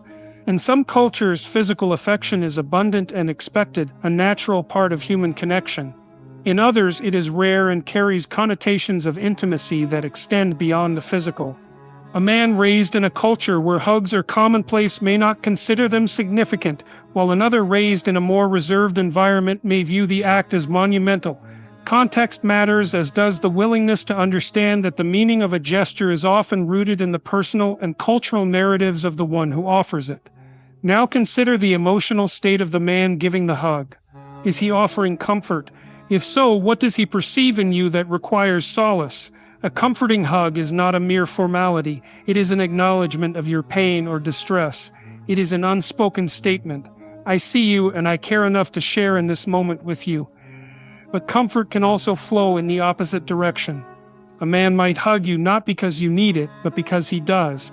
And so if there is a purpose for hugging, it becomes the greatest possible contribution. Perhaps he is seeking reassurance, a grounding presence in a world that feels overwhelming or uncertain. In such moments, the act of giving is simultaneously an act of asking, a silent plea for connection amidst isolation. Romantic contexts too complicate the interpretation of a hug. Physical touch is often laden with the weight of desire, affection, or burgeoning attachment. When a man hugs you in such a context, it is not merely a gesture, it is a declaration. The nature of that declaration depends on the specifics of the relationship. Is he tentative, unsure of how his gesture will be received, or is he confident, his embrace firm and unyielding? These subtleties speak volumes about the dynamics at play, about the unspoken negotiations of closeness and boundaries that occur within every human interaction. But even in romantic contexts, not every hug is rooted in desire. Sometimes a hug is simply about presence, a way of saying, I'm here and I want you to know that. This kind of hug transcends the physical. It is a bridge, a momentary suspension of the barriers that separate two people. It is, in many ways, an expression of the divine, an acknowledgement of the sacredness of connection in a world that often feels fractured and distant. There is also an inherent risk in any hug, particularly for men in a society that often misinterprets male intentions or scrutinizes their every move. Offering a hug can feel like stepping into uncertain territory. What if the gesture is misunderstood? What if it is rejected? These questions linger in the background, shaping the way a man approaches physical expressions of care. Yet, when a man chooses to hug despite these risks, it is a testament to his willingness to engage in genuine connection, even in the face of potential discomfort. It's important, too, to consider what happens after the hug. Does he linger in the moment, his hands resting gently on your shoulders, as if to ensure the connection remains intact, or does he step back quickly, as though retreating from a vulnerability he is unaccustomed to showing? These postures reveal much about the emotional weight of the gesture, about the layers of meaning that cannot be fully unpacked in words, but are instead felt in the lingering echoes of touch. At its core, a hug is about more than physical closeness. It is an act of recognition and acknowledgement of shared humanity. When a man gives you a hug, you can assume that, at least in that moment, he sees you not just as an individual, but as someone worthy of connection, care, and presence. That recognition, however fleeting, is a powerful reminder of what it means to be human, to long for connection, to offer and receive comfort, and to navigate the complex, beautiful web of relationships that define our existence. To understand a hug, you must approach it with curiosity and attentiveness. What does this gesture reveal about the man who offers it? What does it say about the dynamics between you? And what does it teach you about the universal need for connection that binds us all? These questions are not easily answered, nor should they be. For the beauty of a hug lies in its mystery, in the unspoken truths it carries, and in the way it invites us to ponder the depth of human connection, one embrace at a time. A hug often transcends the act itself, reaching into the fabric of our shared experiences and vulnerabilities. It is not just about the touch, it's about the moment, the shared emotion, and the mutual acknowledgement of existence. Happiness is not a feeling, but an effort that gives meaning, direction, and liberation. It gives the act of hugging a purpose, and it exists when a man gives you a hug. It is a bridge between two lives, even if only for a fleeting moment. This bridge carries unspoken dialogues, a flow of energy that communicates without words, and this energy tells a story about what it means to be connected in a world that often feels isolated. Think of the subtle dynamics of a hug, the pressure, the duration, and even the posture. Each element offers a narrative. A tight embrace might convey urgency or intensity, as though the man is holding on to you, not wanting the connection to slip away. A light, fleeting hug might suggest hesitance or a sense of formality. The way he holds his arms, the placement of his hands, and the way he steps into the gesture all contribute to the unspoken language of connection. These details, often overlooked, are where the depth of human interaction resides. For a man, offering a hug can sometimes be an act of defiance, not against another person, but against his own fears, insecurities, or the internalized norms that have shaped him. Many men are taught to suppress physical affection, to shield themselves behind walls of stoicism. Yet the decision to hug is, in itself, a breaking of those barriers. It is an invitation to intimacy, however brief, and it reflects an openness that is both courageous and profound. When he chooses to embrace, he chooses to step into a space of vulnerability, risking rejection or misinterpretation in favor of connection. And let's consider the receiver of the hug. When you are hugged, you are placed in a position of power, even if momentarily. You hold the capacity to accept or reject the gesture, to reciprocate or to withdraw. How you respond shapes the interaction, sometimes more than the hug itself. If you lean into it, wrapping your arms around him in return, you create a mutual acknowledgement, a shared moment that reinforces the bond between you. If you hesitate or stiffen, you send a different signal, one that speaks to boundaries, uncertainty, or discomfort. This interplay of action and reaction is what gives a hug its layered complexity. A hug also has the power to bypass the intellectual and tap directly into the emotional. Words can be carefully crafted, calculated to achieve a specific response, but touch is immediate, primal, and unfiltered. When a man hugs you, he is communicating from a place beyond language. He is saying something that words cannot capture, a sentiment that exists in the realm of feeling, not thought. And this is where the true power of a hug lies, in its ability to connect us to one another on a level that is both instinctual and deeply human. There is also the element of memory. A hug has the potential to leave an imprint, not just on the body but on the soul. Think about the hugs you remember, those moments of embrace that have stayed with you over the years. Perhaps it was a hug that comforted you in a time of grief, or one that celebrated a shared triumph. These moments linger because they resonate with something fundamental within us, a longing for connection that transcends time and space. When a man hugs you, he may not be aware of the significance of the moment, but its impact can ripple outward, shaping the way you see him and perhaps the way you see yourself. Now delve into the realm of intention. What motivates a man to give a hug? Is it purely spontaneous, a response to the moment, or is it deliberate, a calculated decision to express something specific? The answer often lies in the context. In moments of joy, a hug can be an instinctive reaction, a way of sharing the overflow of positive emotion. In moments of sorrow, it can be an intentional gesture of support, a way of saying, "You don't have to face this alone." Understanding the intention behind the act is key to grasping its full meaning. But intention is not always straightforward. Human beings are complex, and our motivations are often layered and multifaceted. A man may hug you because he wants to comfort you, but he may also be seeking comfort himself. He may hug you as an expression of gratitude, or he may do so out of a sense of obligation, feeling that it is the right thing to do in a given situation. These layers of intention add to the richness of the act, reminding us that even the simplest gestures can carry profound depth. The question of trust is another critical element. When a man hugs you, he is, in a sense, asking for your trust. He is inviting you into a space of closeness, a space where the boundaries between self and other become blurred. To accept the hug is to accept that invitation, to step into that shared space and meet him in it. But trust is a fragile thing, easily broken and not easily repaired. If the hug is perceived as insincere or unwelcome, it can create distance rather than closeness, reinforcing barriers instead of breaking them down. There is also a spiritual dimension to a hug, one that often goes unspoken but is deeply felt. In the act of embracing, there is a sense of unity, a momentary dissolving of the boundaries that separate us. It is as though, for that brief instant, you and the other person become one, connected by a shared humanity that transcends the individual. This spiritual connection is what makes a hug so powerful. It is a reminder of the divine spark within each of us, a reflection of the interconnectedness that underpins all of existence. In some ways, a hug is a microcosm of the human experience. It is a moment of connection framed by the complexities of intention, context, and emotion.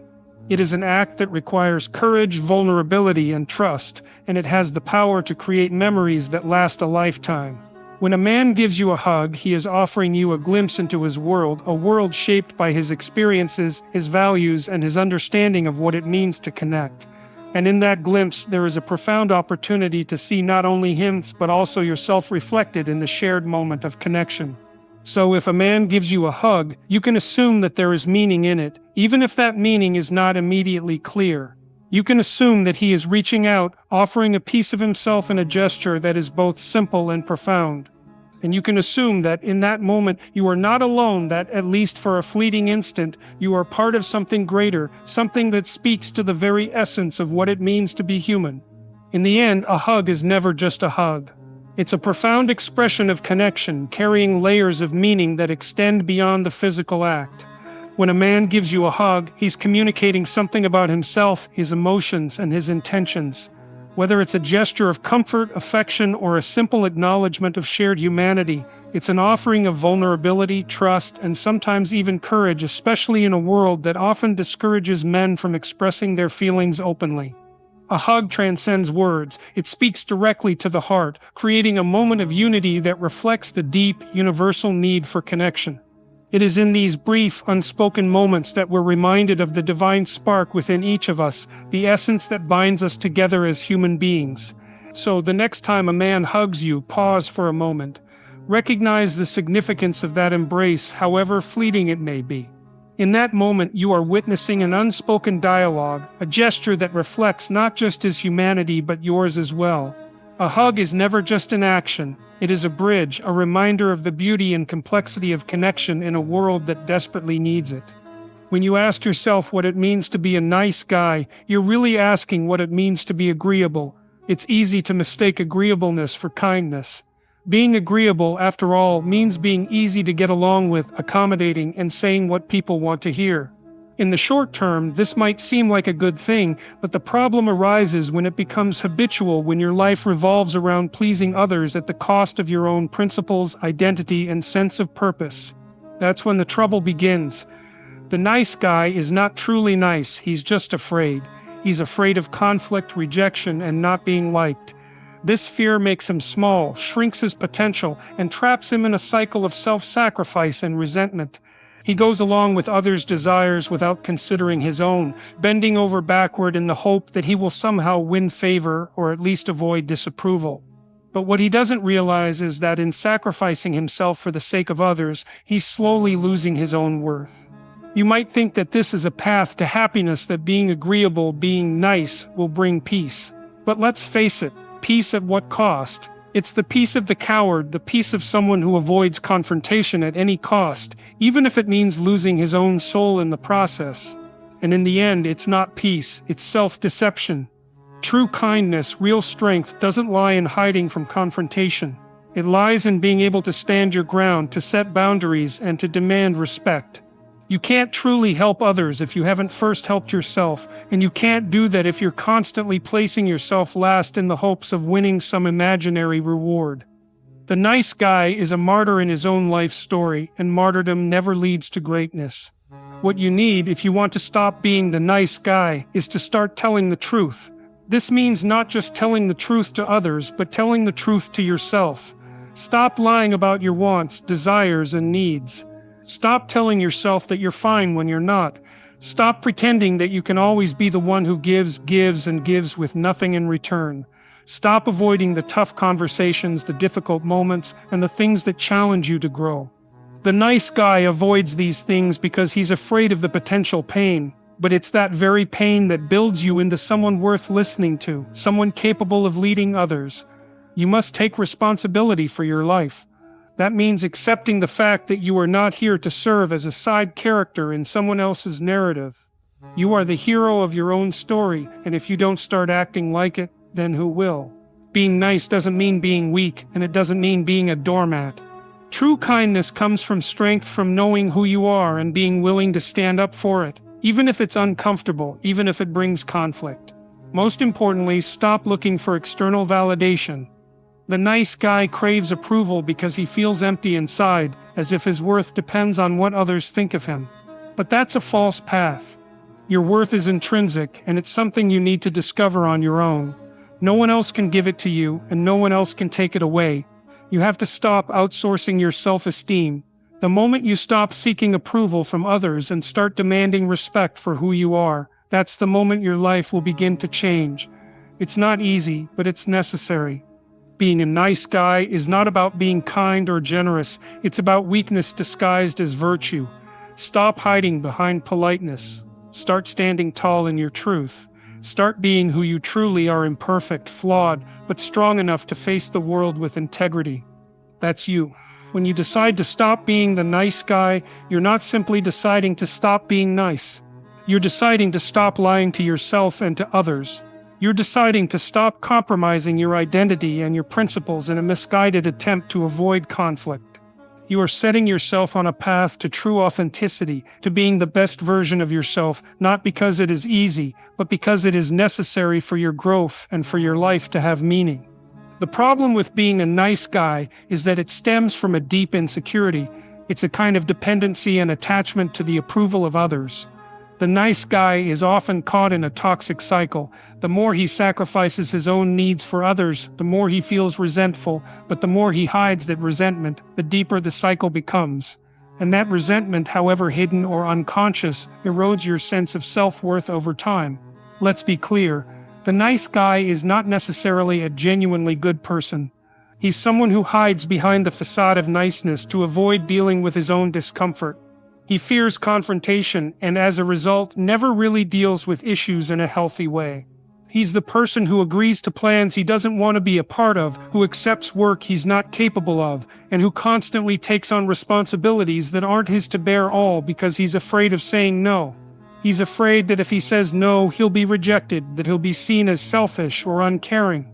What he doesn't realize is that when he doesn't stand up for himself, he's teaching others that his time, energy, and values are less important than theirs.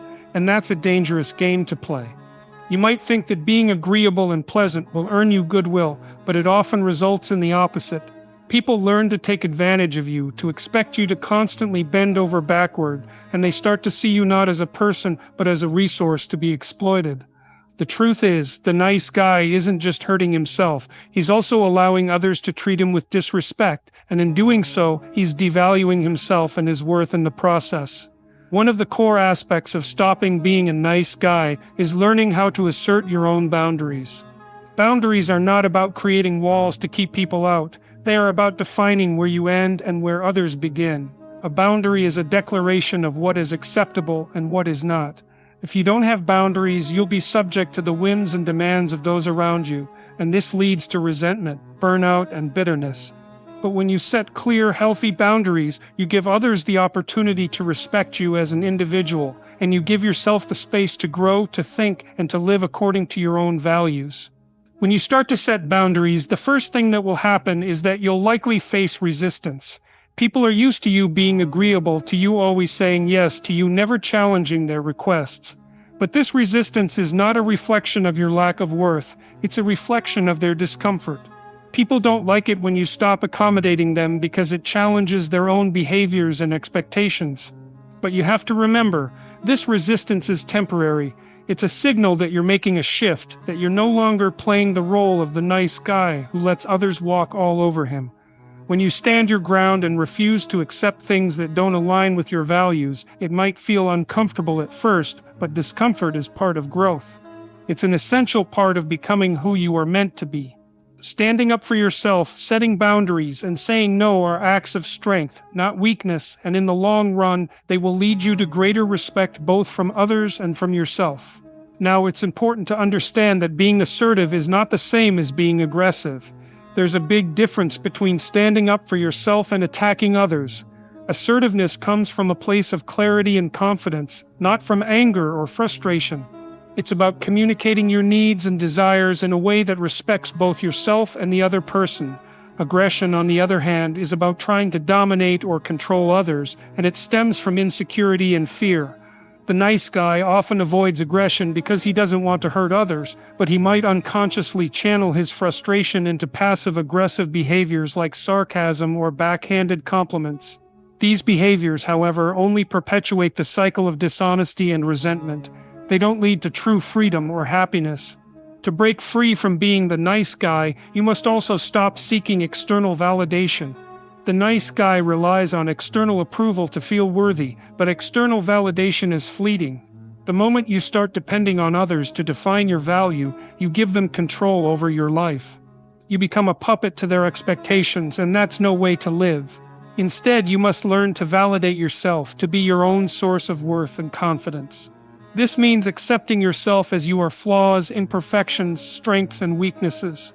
It's about understanding that you don't need anyone's permission to be who you are, to pursue your goals, and to live a meaningful life.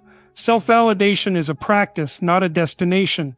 It involves recognizing your accomplishments, acknowledging your strengths, and accepting your limitations without shame. It's about becoming comfortable in your own skin, not because you're perfect, but because you're real. And once you've learned to validate yourself, you won't need anyone else's approval to feel good about who you are. You'll be able to stand firm in your decisions, even when others disagree. You'll have the courage to be unpopular, to make difficult choices, and to take risks because you trust yourself and your ability to handle whatever comes your way. Another crucial part of stopping the nice guy cycle is learning how to handle conflict. Conflict is inevitable in life, and avoiding it only leads to more frustration, resentment, and unresolved issues. Many nice guys are terrified of conflict because they associate it with anger, rejection, and pain. But conflict is not the enemy. In fact, conflict can be a powerful tool for growth. It challenges you to clarify your position, to communicate more effectively, and to develop resilience. When you face conflict head-on, you begin to see it for what it truly is, an opportunity for dialogue and understanding. It's a chance to test your ideas, to assert your boundaries, and to refine your values.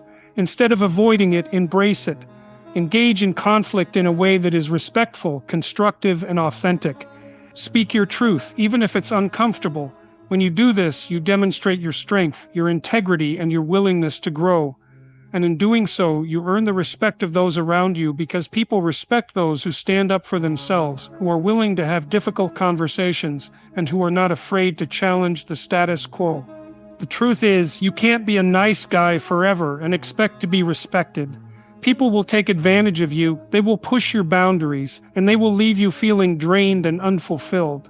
But when you stop being the nice guy and start being the person who knows his worth, who sets boundaries, who embraces conflict, and who validates himself, you'll notice a dramatic shift in how others perceive you. You'll attract people who respect you for who you are, not for what you can do for them. You'll find yourself in relationships, personal and professional, that are based on mutual respect, not manipulation or exploitation. And most importantly, you'll start to respect yourself, because the truth is, self-respect is the foundation of everything. Without it, you'll never be able to live the life you were meant to live. You'll always be hiding behind a mask, pretending to be someone you're not, afraid to speak your truth and make your mark on the world. But once you start living authentically, once you stop being the nice guy and start being the real you, you'll find a freedom that comes from within, a freedom that no external validation can ever provide. It's not an easy path, but it is the right one. Stop being the nice guy. Be the person you were meant to be: strong, confident, and authentic. The world will respect you for it, and most importantly, you'll respect yourself.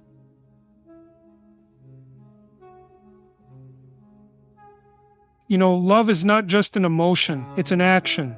It's a process of mutual understanding, of genuine curiosity about the depths of another person's soul. One of the most telling signs of true love isn't grand gestures or poetic words. It's the questions a person asks you. Because real love is rooted in interest, in the desire to know, to support, to challenge, and to grow together.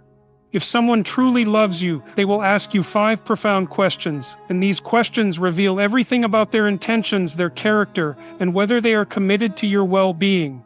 Love is not just about enjoying each other's company in the present, it is about envisioning a shared future.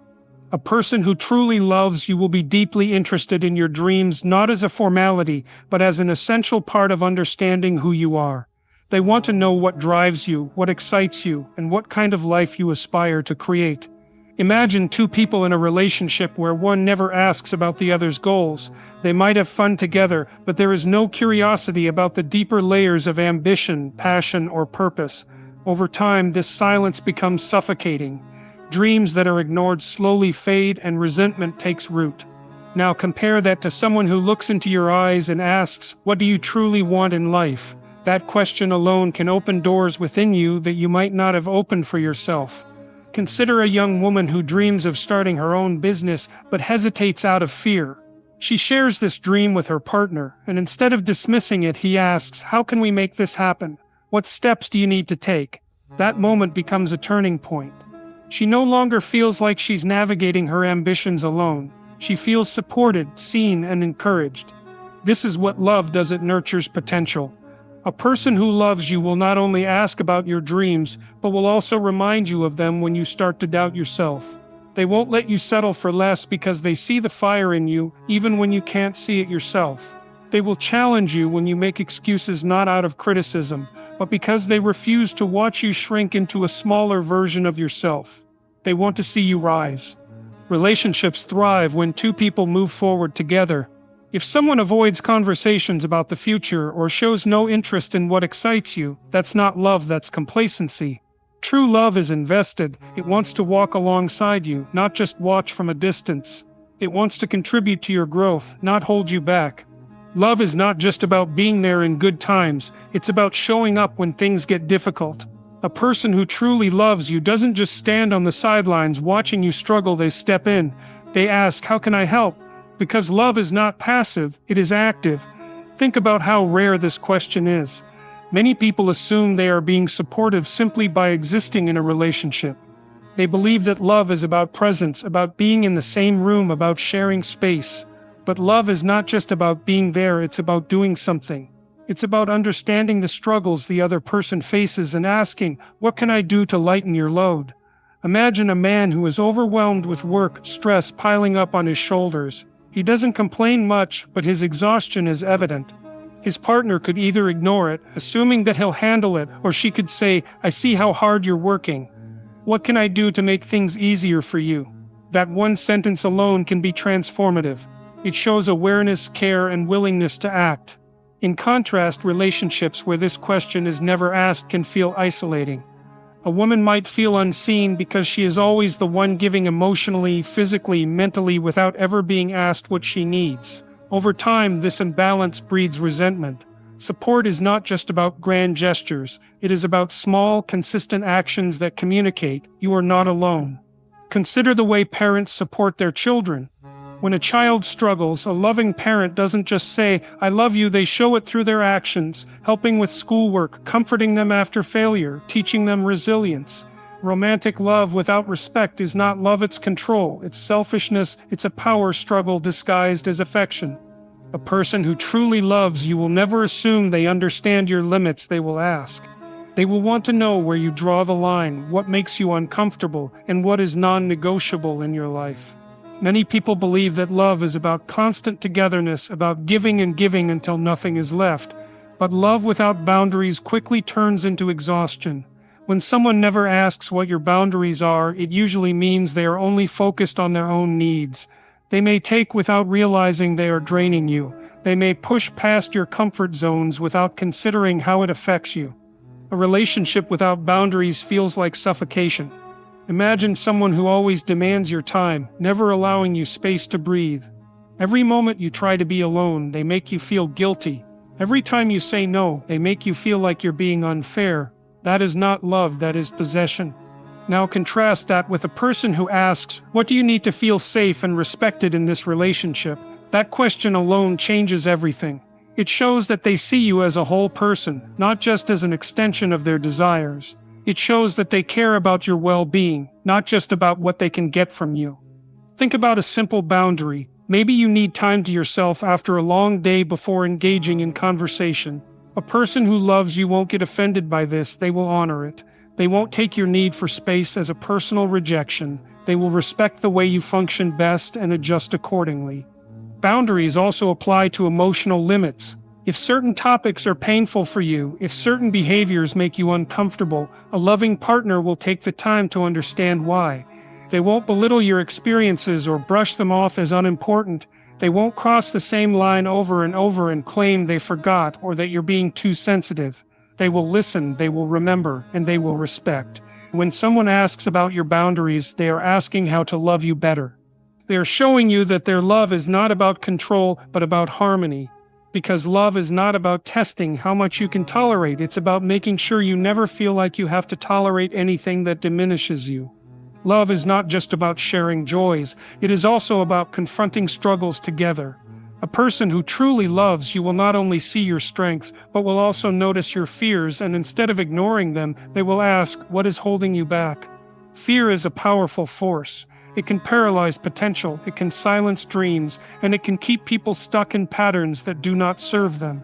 Many people walk through life afraid of failure, afraid of rejection, afraid of not being enough.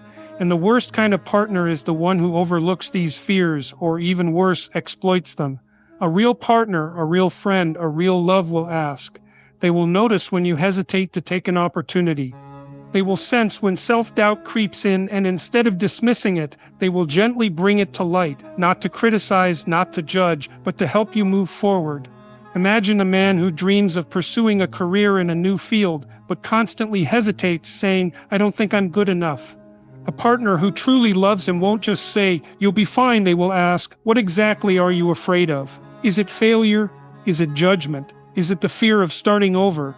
And in asking, they help him process. They help him analyze, and they help him push past what's holding him back. There is a reason therapy works. It's because talking through fears takes away their power. When you keep your fears inside, they grow in the dark. But when someone asks you about them, when someone cares enough to help you dissect them, those fears lose their grip. Love should be a safe place where you are not just loved for who you are now, but also encouraged to become who you are meant to be. If you are with someone who never asks about your fears, who never pushes you toward growth, who never challenges you to confront what's holding you back, that is not love. That is complacency. The right person will not let you shrink yourself to fit into a smaller version of your potential. They will ask the hard questions. They will remind you of what you're capable of, and most importantly, they will stand beside you as you face whatever it is that has been keeping you from moving forward. Love is not just about what you give, it is about what the other person actually receives. A person who truly loves you will not assume they know how to love you, they will ask. Because love is not a one-size-fits-all experience. People feel loved in different ways. Some need words of affirmation, some need acts of service, some need physical affection, and others need quality time or thoughtful gestures. What makes one person feel deeply connected might mean little to someone else. Imagine someone who expresses love through gifts, always bringing home surprises, thoughtful trinkets, and grand gestures.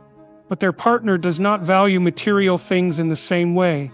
They don't feel deeply connected through gifts. They crave deep conversations, a listening ear, someone who genuinely pays attention. The gift giver might believe they are showing love, but the other person is left feeling emotionally starved. A person who loves you will not just express love in the way that feels natural to them. They will take the time to understand what actually makes you feel loved. They will ask, what makes you feel most appreciated? When do you feel most connected to me? Because knowing how to love someone is not just about intention, it's about effectiveness. Think about a couple where one partner needs physical closeness to feel safe. If they're upset, they don't need a solution right away. They don't need words or explanations. They just need to be held to feel the warmth of an embrace, to know that they are safe. If their partner doesn't understand this, they might try to solve problems with logic or distance themselves. When emotions run high without realizing it, they are leaving the other person feeling abandoned when they need comfort the most. When someone asks you, how do you feel loved? They are telling you something profound. They are saying, your needs matter. Your emotional experience is important to me. I am not here just to love you in my own way, I am here to love you in the way you need. There are people who have spent years in relationships feeling unseen, feeling misunderstood, not because love wasn't there, but because love was being given in a way they couldn't fully receive. The question, what makes you feel loved, is not just about romance, it's about partnership. It's about creating a relationship where both people feel safe, valued, and fulfilled. Life is not a constant stream of happiness. There are battles every person faces, some visible, some hidden beneath the surface. A person who truly loves you will not just assume you are okay, they will ask. They will care enough to notice when something is weighing on you, even when you say, I'm fine. There are moments when people are drowning in silent struggles. A man may be battling self-doubt at work, feeling like a failure but keeping it to himself because he doesn't want to appear weak. A woman may be overwhelmed by stress, juggling too many responsibilities but feeling like she has to manage it all alone. The world teaches people to mask their struggles, to carry their burdens quietly. But love does not ignore suffering, it reaches out. It asks what's weighing on your heart, what's been on your mind. Think about a time when you were struggling but didn't say anything. Maybe you hoped someone would notice. Maybe you waited for someone to ask, for someone to care enough to look beyond your surface smile. And when no one did, the loneliness of that moment deepened. Now imagine the opposite, a partner, a friend, a person who looks at you and says, I can tell something is off. What's going on? Talk to me. That moment alone can be a relief. It means you don't have to carry everything by yourself. It means there is someone who is willing to sit with you in your struggle, not just celebrate with you in your victories. Some people go years in relationships without being asked this question. They suffer in silence, waiting for someone to notice, while their partner assumes that as long as there are no arguments, everything must be fine. But love is not just about avoiding conflict, it's about seeking connection. It's about paying attention to the unspoken, to the small changes in mood, to the weight that lingers in someone's eyes. Asking, what are you struggling with, is not just an act of kindness, it is an act of deep love. It is saying, you don't have to go through this alone. I am here. I see you. I want to understand. That is what love does. It notices, it reaches out, it listens. Love is not just about supporting who someone is today, it is about believing in who they can become. A person who truly loves you will not just accept your dreams, they will be invested in them. They will ask, what do you want for your life? What are the things that set your soul on fire? Because they understand that a life without dreams is a life without growth. Too many relationships fall into complacency. People get comfortable, they settle into routines, and before they know it, years pass without real progress toward the things that once inspired them. A person who truly loves you will not let that happen. They will remind you of the things you once said you wanted. They will challenge you when you start making excuses. They will be the voice that says you are capable of more. Think of the moments when you were younger, filled with ambition, imagining all the possibilities life had to offer. Then life happened, responsibilities, setbacks, doubts. Slowly, those dreams started to fade, replaced by a sense of practicality or fear of failure. The right person, the person who truly loves you, will not let those dreams die. They will ask, what happened to that thing you always wanted to do? Not to pressure you, not to make you feel guilty, but to remind you that your aspirations still matter. Imagine a woman who once dreamed of becoming an artist, but ended up in a job that pays the bills but drains her spirit. A man who wanted to start his own business, but got stuck in a cycle of self-doubt, choosing safety over risk. When you love someone, you don't just watch them drift away from their dreams, you pull them back. You remind them that their passion has value. You ask, what would it take to make that happen? How can I support you in getting there? This question, what are your dreams, is not just about ambition, it is about fulfillment. It is about making sure the person you love does not wake up one day filled with regret, wondering where their time went. It is about standing beside them as they pursue something bigger than themselves. When someone truly loves you, they do not let you shrink, they encourage you to expand, to push beyond your limits, to chase the things that make you come alive. Love is not static. It is not something you figure out once and then assume it will stay the same forever. People grow, they change, their needs evolve. A person who truly loves you will not take your relationship for granted. They will ask, how can I love you better? Because they understand that love is an ongoing effort, not a one-time achievement. This is one of the most powerful questions a person can ask in a relationship. It shows humility, it shows a willingness to learn. It acknowledges that no matter how well they think they know you, there is always more to understand. Imagine two people who have been together for years. They assume they know everything about each other, but something feels off. There is distance, tension, a sense of disconnection. One partner could react by ignoring it, hoping it will pass. But the other, the one who truly loves, will sit down and ask, "What do you need from me? How can I show up for you in a way that makes you feel loved?" That question alone can change everything. It opens the door to honest conversations, to deeper emotional intimacy, to a love that grows instead of stagnating. Maybe your partner needs more encouragement. Maybe they need more patience. Maybe they feel unheard, unseen, taken for granted. Maybe they need to be reminded that they matter not just in words, but in action. People assume that love should be effortless if it is real. That is a lie. Love requires effort. Love requires intentionality. And the most powerful relationships are built on two people who are willing to ask, "How can I be better for you?" and then actually listen to the answer. A person who asks this question is a person who values the relationship more than their own pride. They are not afraid of criticism. They are not defensive. They do not assume they have it all figured out. They are willing to learn, to adapt, to grow. Because loving someone is not about being perfect, it is about being present. It is about showing up day after day and proving through your actions that you are committed to understanding, to improving, and to making love feel like a place of safety and belonging. Love is not just spoken, it is demonstrated. And one of the clearest signs of true love is curiosity, the kind that seeks to understand, to support, and to nurture another person's soul. If someone in your life asks you these 5 questions, pay attention. They are showing you that their love is real. And if you love someone, don't assume they know it. Ask, listen, and engage, because love at its core is about truly knowing and being known. Sit on your bed one day and ask yourself, what remarkably stupid things am I doing on a regular basis to absolutely screw up my life?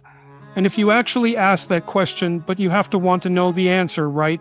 Because that's actually what asking the question means. It doesn't mean just mouthing the words. It means you have to decide that you want to know. You'll figure that out so fast it'll make your hair curl. Do you have anything better to do? There's no better pathway to self-realization and the ennoblement of being than to posit the highest good that you can conceive of and commit yourself to it. And then you might also ask yourself, and this is definitely worth asking, do I really have anything better to do? And if you don't, well, why would you do anything else?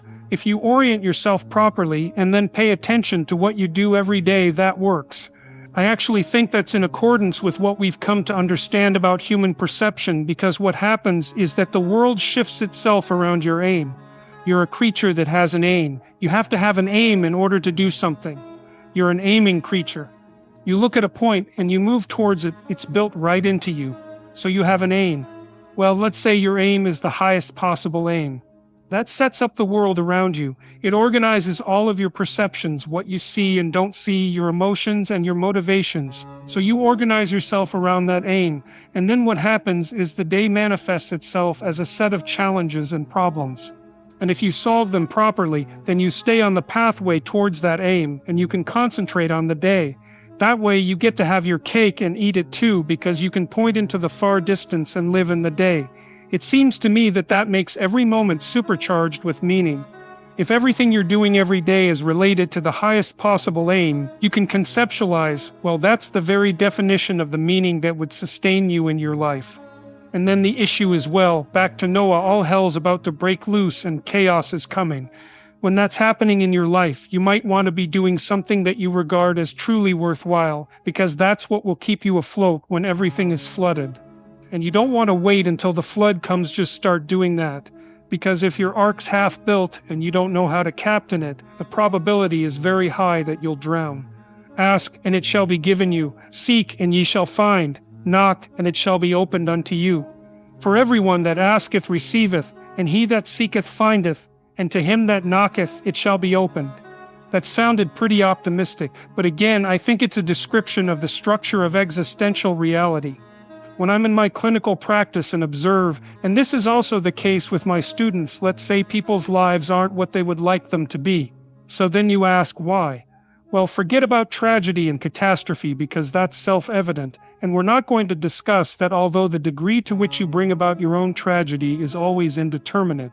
I would never say that every terrible thing that is visited on a person is something they deserved. I think that's a very dangerous presupposition, especially because everyone gets sick and everyone dies. But one of the main reasons that people don't get what they want is because they don't actually figure out what it is. And the probability that you're going to get what would be good for you, let's say, which would even be better than what you want, right? Because you might be wrong about what you want easily, but maybe you could get what would really be good for you. Well, why don't you? Because you don't try. You don't think, okay, here's what I would like if I could have it. And I don't mean in a way that you manipulate the world to force it to deliver you goods for status or something like that. That isn't what I mean. I mean something like, imagine that you were taking care of yourself like you were someone you actually cared for, and then you thought, okay, I'm caring for this person. I would like things to go as well for them as possible. What would their life have to be like in order for that to be the case? Well, people don't do that. They don't sit down and think, all right, let's figure it out. You've got a life. It's hard, obviously. 3 years from now, you can have what you need. You've got to be careful about it. You can't have everything. You can have what would be good for you, but you have to figure out what it is, and then you have to aim at it. Well, my experience with people has been, if they figure out what it is that would be good for them, and then they aim at it, then they get it. And it's strange because they don't necessarily, it's a strange thing. It's not quite that simple because, you may formulate an idea about what would be good for you, and then you take steps towards that, and you find out that your formulation was a bit off. So you have to reformulate your goal. You're kind of adjusting as you move towards the goal. But a huge part of the reason that people fail is because they don't ever set up the criteria for success. And since success is a very narrow line and very unlikely, the probability that you're going to stumble on it randomly is 0. And so there's a proposition here, and the proposition is, if you actually want something, you can have it. Now, the question then would be, well, what do you mean by actually want? And the answer is that you reorient your life in every possible way to make the probability that that will occur as certain as possible. And that's a sacrificial idea, right? It's like you don't get everything, obviously, but maybe you can have what you need. And maybe all you have to do to get it is ask. But asking isn't a whim or today's wish. It's like you have to be deadly serious about it. You have to think, okay, I'm taking stock of myself. If I was going to live properly in the world, and I was going to set myself up such that being would justify itself in my estimation, and I don't mean as a harsh judge exactly what is it that I would aim at. The issue is not so much the blindness of others, even though there's as much blindness among others as there is for you. But the issue here, the advice here, the description here is, you should be concerned about what's interfering with your own vision first. And you should leave other people to hell alone in relationship to that. And so if your mode of being in the world is, if you would just act better, things would improve for me, or if you identify the evil and the catastrophe as something that's outside, that someone else needs to fix, or that someone else is responsible for, then you're not going to fix that. And you're going to remain blind to the things that you're doing and not doing that make things not go well. And so it's just better to think, all right, I'm probably blind in many, many ways, and maybe there are some ways that I could rectify that. Because it's highly probable that you're blind in all sorts of ways. In fact, it's virtually certain. And so it's just more useful to think, how is it that I'm wrong in this situation? I'll tell you something that I learned to do when I was arguing with my wife, which happened quite frequently because when you actually communicate with people, you find out that there are many things that you don't agree on. And that's because you're actually different creatures. And so if you're actually going to have a truthful conversation, then you're going to find out that you don't see things the same way. And then you can either pretend that that's not the case and gloss over it, and then end up in a silent war, or you can have the damn fight when you need to have it, and see if you can straighten it out. So now and then, we'd get in a situation where we were at loggerheads, we couldn't move. And it would spiral up into hate speech, let's say. Yeah, everyone laughs because they know they manifest plenty of hate speech towards those they love. So one of the things we learned to do was, when we hit an impasse, to separate and go our own ways and go sit and think, okay, look, we're at this unpleasant situation. We can't figure out how to move forward. I'd always think, of course, it's her fault. Obviously, it's her fault. At least, but maybe there was something I did that contributed to it. If you do what it is that you're called upon to do, which is to lift your eyes up above the mundane, daily, selfish, impulsive issues that might beset you and attempt to enter into a contractual relationship with that which you might hold in the highest regard, whatever that might be, to aim high and to make that important above all else in your life, that fortifies you against the vicissitudes of existence like nothing else can. And I truly believe that that's the most practical advice that you could possibly receive. The way that you fortify your faith in life is to assume the best something like that and then to act courageously in relationship to that. And that's tantamount to expressing your faith in the highest possible good. It's tantamount to expressing your faith in God. And it's not a matter of stating, well, I believe in the existence of a transcendent deity, because in some sense, who cares? Who cares what you believe? I mean, you might and all that, but that's not the issue. The issue, it seems to me, is how you act. The issue is not what you believe as if it's a set of facts, but how you conduct yourself in the world. The purpose of thinking is to let your thoughts die instead of you. It's a brilliant notion. And so the idea is something like, you can conjure up a representation of yourself. You can conjure up a variety of potential representations of yourself in the future. You can lay out how those future representations of yourself are likely to prevail or fail. You can call the potential futures that will fail and then embody the ones that will succeed. You do that while simultaneously conjuring up a representation of your current state and determining for yourself, because of your undue suffering, which elements of your pathetic being need to be given up so that you can move forward into that future. And the goal, what is it that you're aiming at with that work and that sacrifice? That's the ultimate question. What is it that you're trying to do? You're trying to improve the future. We believe that the future can be improved. We believe that it can be improved as a consequence of our sacrificial work. And so once again, what are the limitations? What are the limits to that? What are the necessary limits to that? I would say we don't know. We conjured up this remarkable idea. The future exists. We can see it even though it's only potential. We can adjust our behavior in the present in order to maximize our probability of success in the future.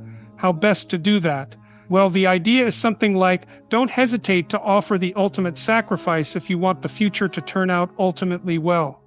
What is it that you could contract for, let's say, if you were willing to give up everything about you that's weak and unworthy? The proper sacrificial attitude produces a psychological state and then a social state that's a manifestation of that attitude that decreases the probability that the world will careen into hell and increases the probability that people will live high-quality, meaningful private lives in a society that's balanced and capable of supporting that. And none of that seems to me to be questionable, really. I also don't think it's anything that people don't actually know.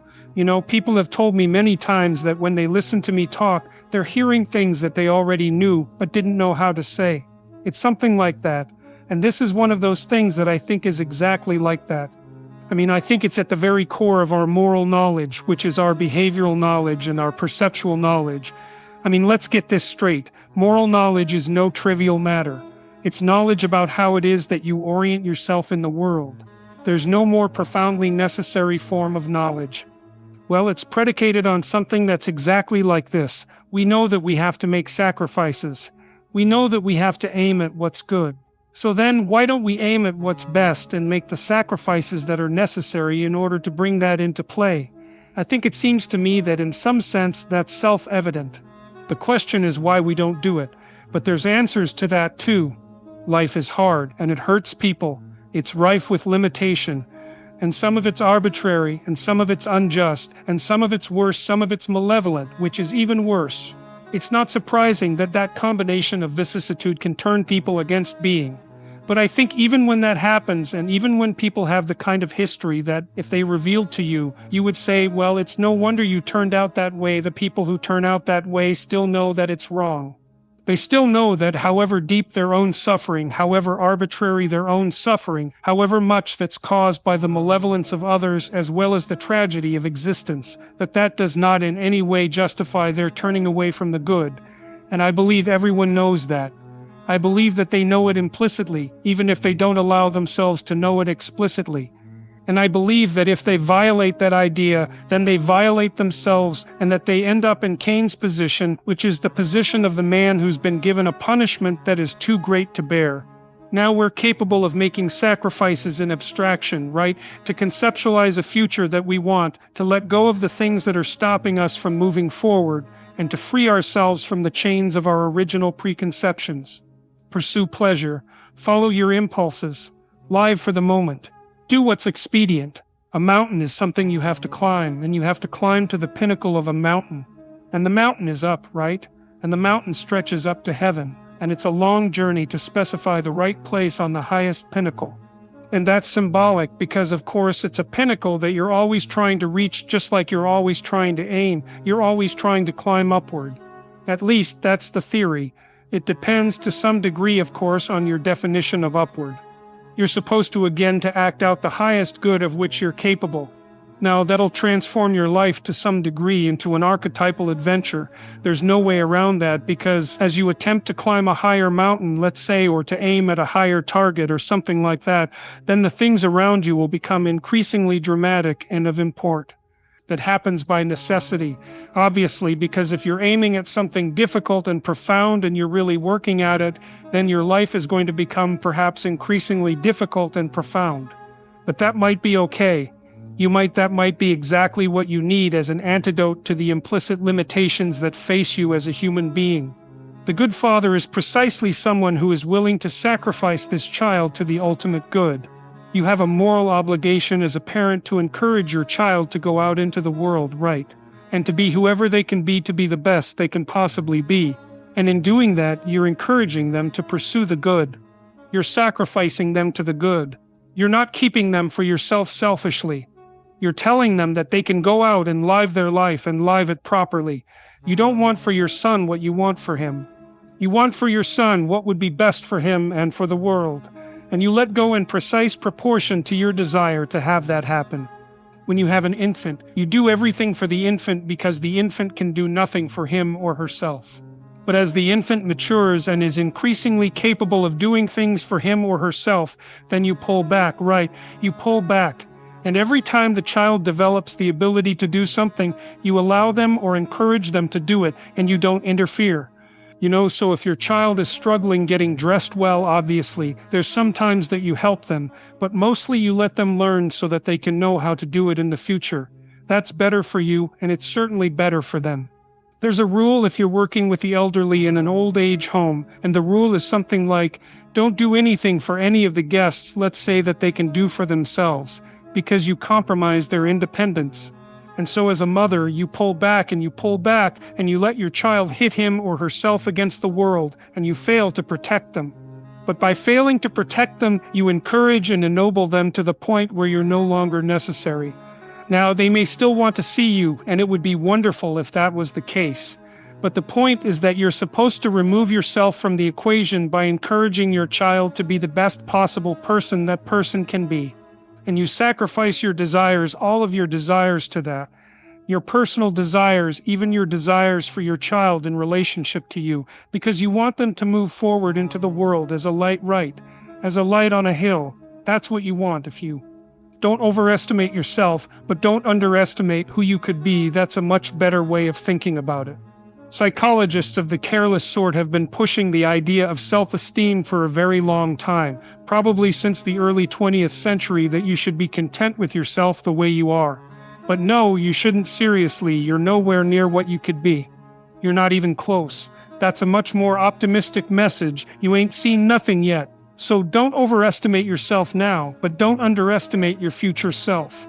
You have so much influence as an individual if you get your act together, more than you can believe.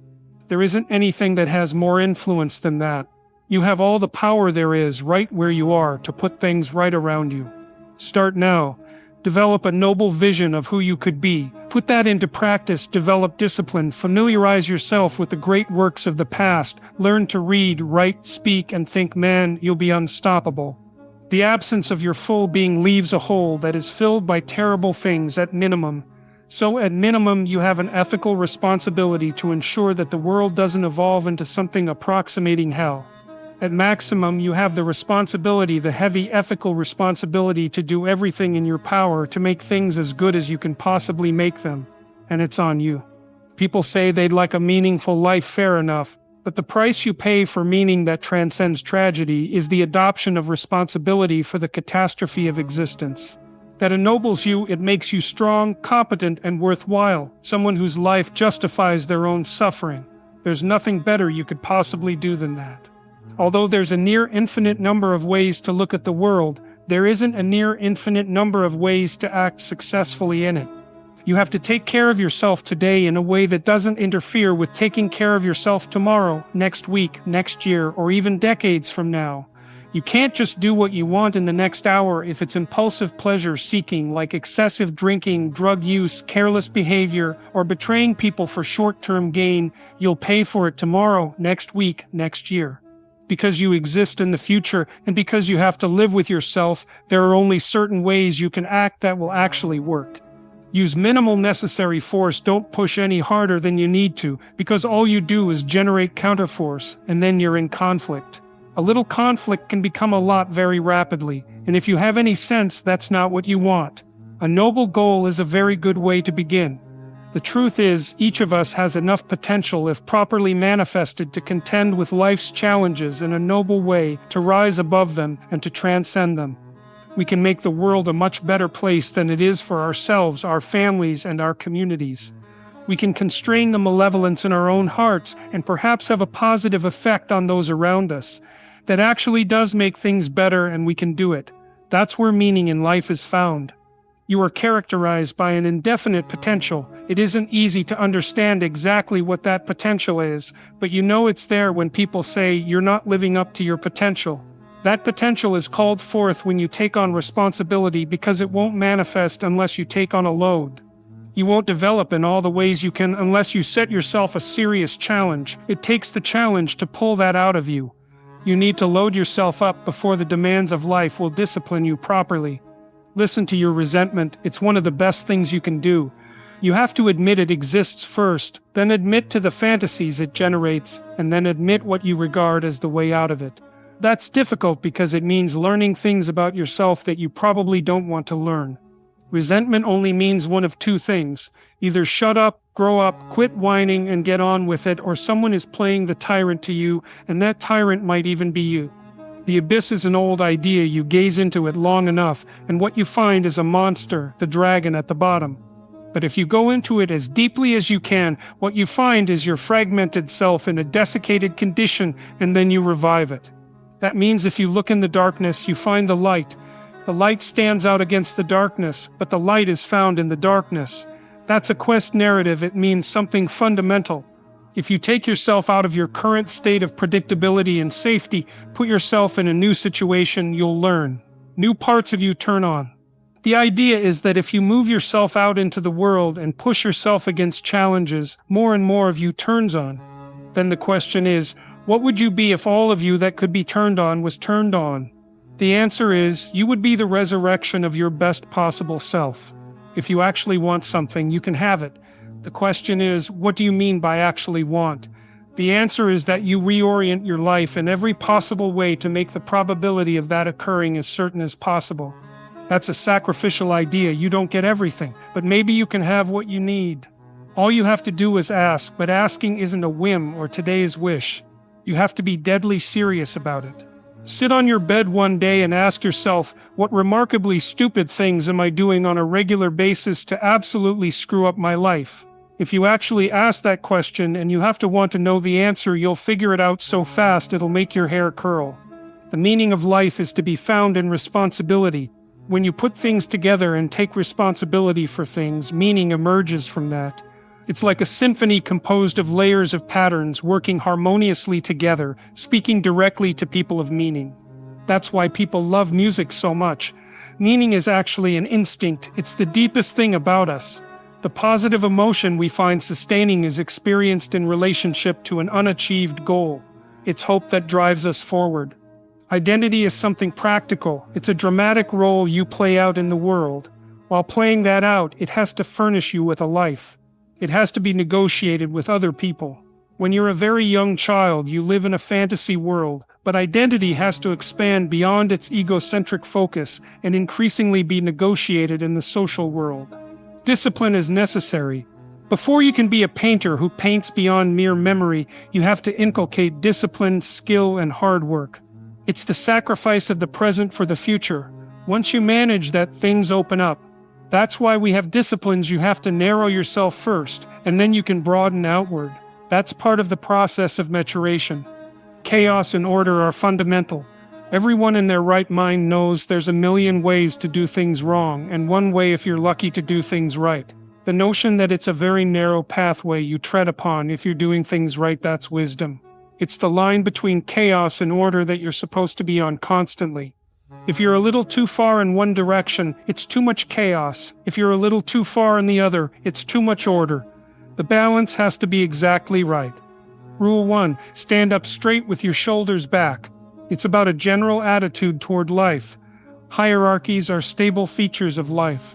Wherever you have a system of values, you have a hierarchy because one thing is better than another.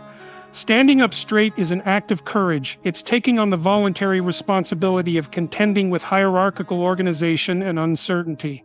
Rule 2. Treat yourself like someone responsible for helping. That's an extension of Rule 1.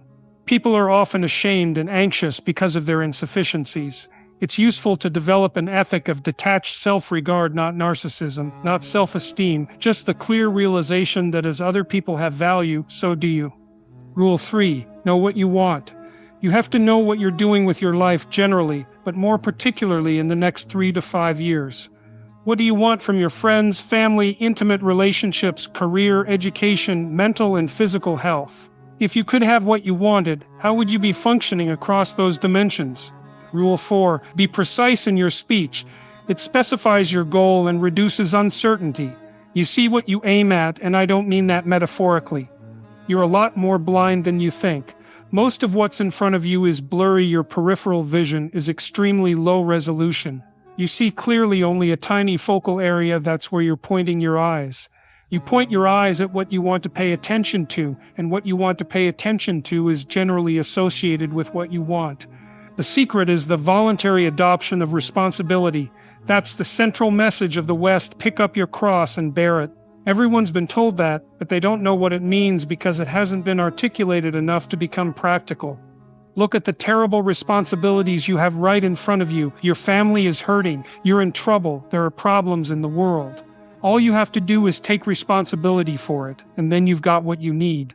Self-esteem and happiness are not what sustain you. Life is difficult, and there's a lot of suffering in it. You have to learn how to conduct yourself in the face of that. The problem with the pursuit of happiness is that when life's storms come along, happiness disappears and you're left with nothing. You need to pursue something deeper than happiness, meaning.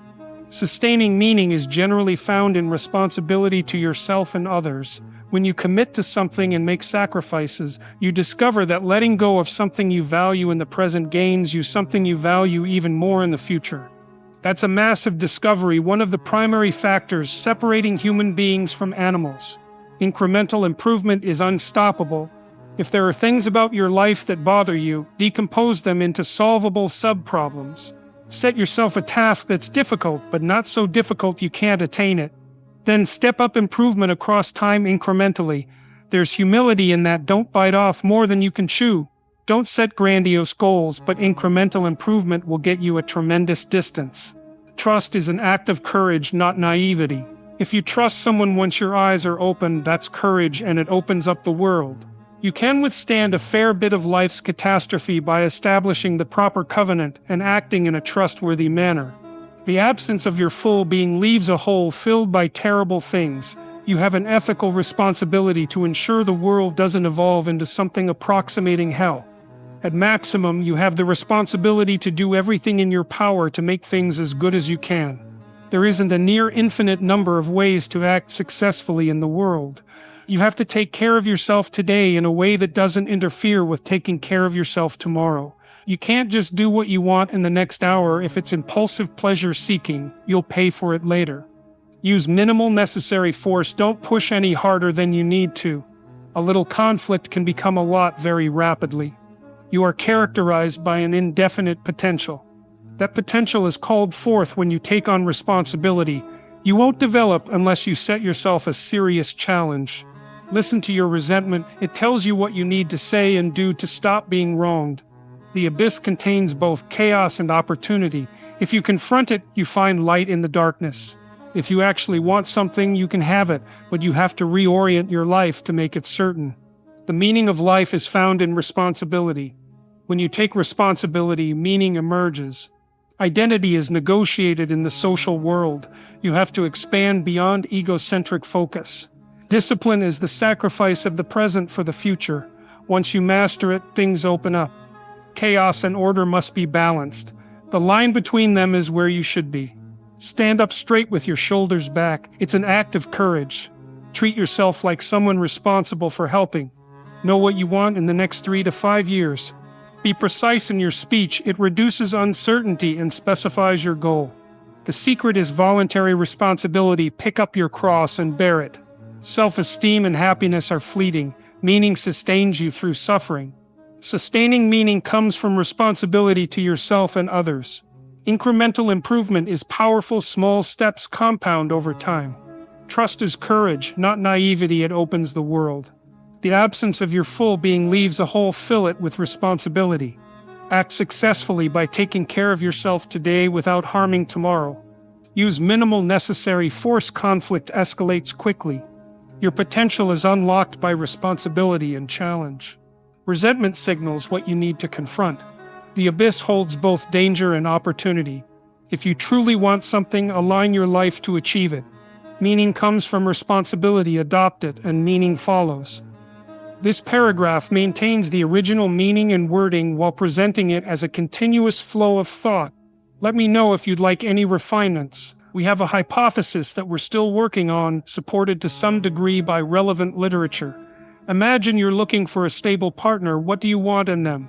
At least in principle, you don't want too much mismatch on the 5 fundamental dimensions. For example, if you're very extroverted and your partner is very introverted, you'll constantly argue about how much social activity you should engage in. It's very hard for people who differ widely on these dimensions to find consensus because it's not just a matter of opinion, it's about fundamentally different types of people. Introverts don't enjoy large-scale social interactions much. One-on-one is fine, but groups tire them out. Extroverts, on the other hand, wither without social interaction because it motivates them positively. If you're agreeable and your partner is disagreeable, you'll also run into problems. The agreeable person will say whatever the other wants, while the disagreeable person will demand to know what you actually want, often harshly. The agreeable person will find the disagreeable one unpleasant, and the disagreeable person will see the agreeable one as wishy-washy. This is a major source of tension between men and women, as women tend to be higher in agreeableness, about half a standard deviation, which is significant in psychological terms. This means that in random male-female pairs, the woman will be more agreeable about 60% of the time. With conscientiousness, if you're industrious and orderly, you might be sensitive to disgust, which we'll discuss later. Industrious people dislike inactivity. It unsettles them. They don't necessarily feel happy working, but they can't stand doing nothing. Historically, unproductive people were likely eliminated by those who valued labor, so conscientious people feel a strong ethical duty to work. The advantage of a conscientious partner is their hard work. The downside is they might struggle to relax. If you're conscientious and your partner isn't, you'll be frustrated by their lack of effort. On the orderly dimension, if you're neater than your roommate, you'll always be the one cleaning. Women are slightly more orderly than men, which may explain the unequal distribution of housework. Even a small difference means one person always notices mess first. Living with someone very different from you leads to conflict. They'll see you as uptight, and you'll see them as a mess. Understanding your personality helps you find someone compatible long-term. You don't want someone exactly like you. Some differences balance each other out. We don't know the optimal balance, but extreme differences create chronic conflict. For strong, lasting relationships, first decide if that's truly what you want. Being single forever isn't realistic for most. It can lead to psychological instability. We outsource much of our sanity through social feedback. Without others, we drift toward our worst tendencies. Humans are social animals. Isolation is suboptimal. Today, finding permanent relationships is harder because casual relationships are easier. For example, Tinder. But deep down, most people long for something meaningful. Relationships offer more than sex, they provide stability for children who fare better with two parents. Raising kids is labor-intensive, especially early on, requiring shared effort. A stable relationship also deepens life, intertwining two lives like stronger ropes. Marriage is a wrestling match. It's not about living happily ever after, but contending and growing together. It's a sacrament because it's more than a physiological union, it's spiritual growth. Divorce is costly financially, emotionally, and for children. Stepfamilies often struggle as step-parents aren't as invested as biological parents. Kids in stepfamilies face higher abuse rates. Marriage must be based on trust and transparency. To know if someone is right for marriage, ensure you can negotiate practical life matters, finances, chores, careers, children. Living together before marriage doesn't reduce divorce rates, it may increase them. Commitment is key. Without it, you won't solve problems. Marriage is a machine for mutual growth. My wife and I, married for years, have built a life, raised kids, and now enjoy grandchildren. Trust and truth-telling are vital. Without them, you can't navigate life's challenges. Reward good behavior in relationships. Notice and appreciate it. Avoid punishing positive actions. Schedule time together like dates to maintain connection. Aim for at least one meaningful conversation and one intimate moment weekly. Without this, relationships deteriorate. For young men seeking marriage, find someone you're attracted to, trustworthy, and who'd be a good mother. Women who don't want children by their mid-30s may lack psychological alignment. Marriage is voluntary enslavement, a commitment to truth and growth. The alternative, fragmented relationships, leads to misery. Sacrifice is inevitable. Choose yours wisely. Maturity means narrowing potential to actualize a meaningful life. University should teach responsibility, not just abstract knowledge. Human brains are game engines. We simulate futures to avoid real-world failures. The unknown manifest as disruptions like arguments in relationships. Optimal relationships have a 5:1 positive to negative interaction ratio. Too much positivity lacks challenge. Too much negativity destroys connection. A good relationship is a wrestling match, growth through conflict. To build trust, reward good behavior genuinely. Skinner's reinforcement theory applies: reward desired actions, ignore minor flaws. Avoid punishing positive behavior. In parenting, ensure kids are well behaved so others enjoy their company. Divorce is costly financially, emotionally, and for kids. Avoid it by solving problems early. If you must divorce, negotiate peacefully. Single parenting is harder. Kids need stability. Marriage provides continuity, shared labor, and mutual growth. Two brains are better than one. Different perspectives help. A well-set-up home is a sanctuary. For trauma, for example, betrayal, analyze the situation, don't assume it's all your fault. Temperamental incompatibility, for example, conscientious versus careless, is hard to change. Extract lessons to improve future behavior. The hypothalamus regulates basic drives: eating, temperature, aggression. Even a decorticate cat can function. It's hyper-curious because it lacks learned filters. Artists like Van Gogh reignite our curiosity about ignored things. DNA repair mechanisms show life's complexity. Molecular machines fix errors. Psychology's terms motivation, emotion oversimplify brain complexity. The hypothalamus has many subsystems, each with unique functions. In short, aim for the highest good, tell the truth, and let meaning guide you. Sacrifice potentiality for actuality, commit to growth. Marriage and parenting are profound responsibilities, but they enrich life. Avoid divorce by solving problems early. Reward good behavior, communicate, and prioritize each other. Life's complexity demands responsibility. Embrace it for a meaningful existence. You should know someone well enough to determine whether you can negotiate with them and whether you've begun to envision a shared future that excites and inspires confidence in both of you. This depends on your maturity level, but it means considering practical questions. Do you share enough interests? Are you aligned in your approach to careers, children, and family dynamics? You must start planning your life together realistically: finances, living arrangements, and long-term goals. While intense romantic attraction is vital and worth nurturing with effort, it's not enough on its own. You need maturity and intentionality to merge your lives. Setting up a household requires explicit agreements, not just unconscious assumptions. Sit down as conscious partners and negotiate responsibilities. Who handles meals, groceries, bills, or chores? How will tasks be divided fairly? These discussions reveal whether you're capable of collaborating on life's practicalities. A lifelong commitment demands seriousness. Without an exit strategy, you're forced to invest in the relationship's quality and sustainability. This is especially crucial when children enter the picture. A strong partnership is like intertwining ropes, creating something more resilient than either of you alone. Together, you navigate careers, health, intimacy, and parenting, a challenging but profound shared adventure. Modern people often fear children, viewing them as tiny tyrants. But children only dominate if you let them. In my book, I advise, don't let your children behave in ways that make you dislike them. You have immense control over your relationship with them. With a reliable partner, you can structure a household where children enrich your lives rather than overwhelm them. My marriage thrives because of mutual trust, attraction, and hard work. We've built a life, raised children, including overcoming serious health struggles, and now welcome grandchildren with joy. The shackles of commitment aren't constraints, they're unbreakable bonds that elevate both partners. But this requires brutal honesty. Truth-telling is hardest when it exposes flaws or past lies, but it's the foundation of trust. You may not fully forgive yourself for past mistakes, but you can commit to truth moving forward, minimizing harm while building a transparent future. The core of a lasting relationship?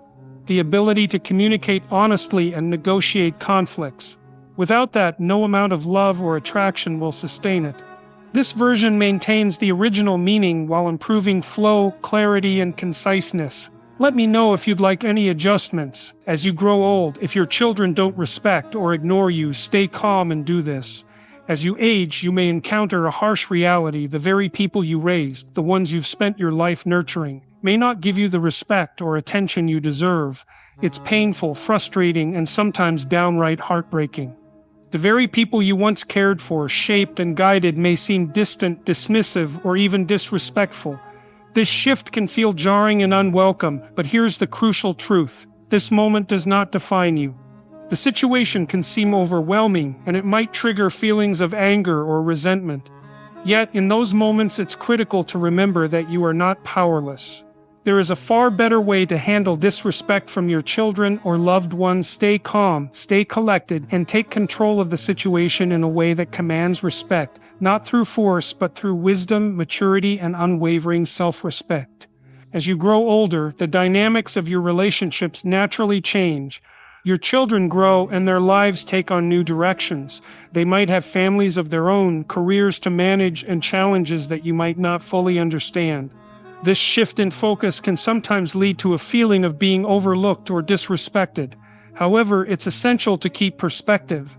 The way they act or the lack of attention they show might not reflect how they feel about you. Instead, it could be more about where they are in their own lives. People go through different stages of personal development, and their behavior is often influenced by their current struggles, not by your worth. This is not a personal failure or an indication that your children no longer care. In fact, they may be unaware of the impact their actions have on you. Understanding this dynamic helps you avoid taking it too personally and helps you handle the situation with grace. It's natural to feel anger or frustration when you feel disrespected, especially from those you've invested so much of your life in. However, reacting impulsively, lashing out, or holding on to anger only worsens the situation. It escalates the tension and leads to more negativity. In these moments, it's crucial to stay composed. Calmness is not a sign of weakness. It's a reflection of your strength, maturity, and self-control. When you stay calm in the face of disrespect, you regain control of the situation. Your actions demonstrate that you are not swayed by emotional outbursts, but instead are driven by wisdom and reason. Remaining composed also shows those around you, especially your children, that you can handle conflict and adversity with dignity. Over time, they will begin to see the power in this restraint, and it may lead them to reconsider how they treat you. Your worth is not determined by the level of attention, approval, or validation you get from others, especially not from your children.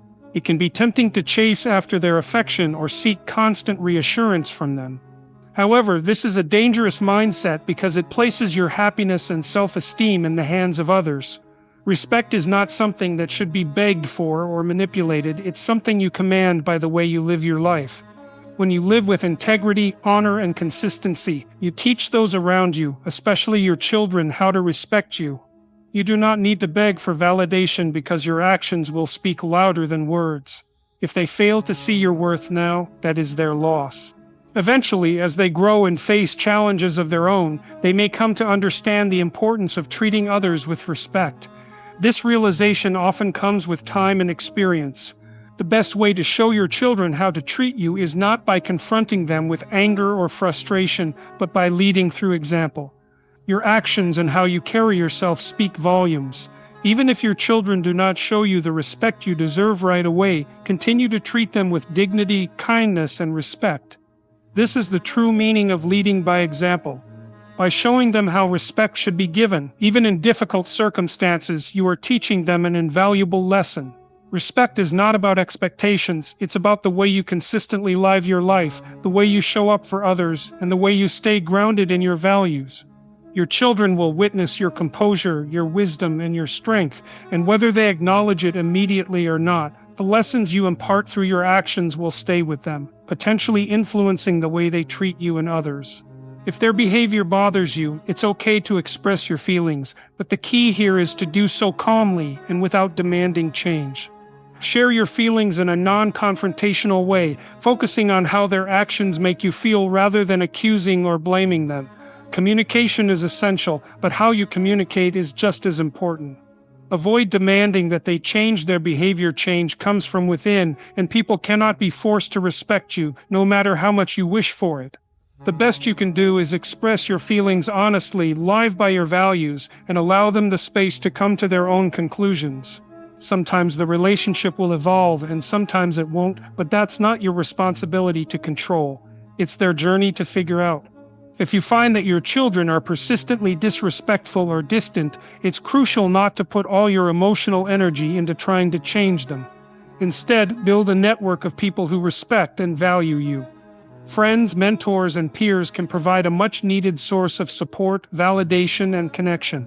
These individuals can help you fill the emotional gap left by strained relationships with your children.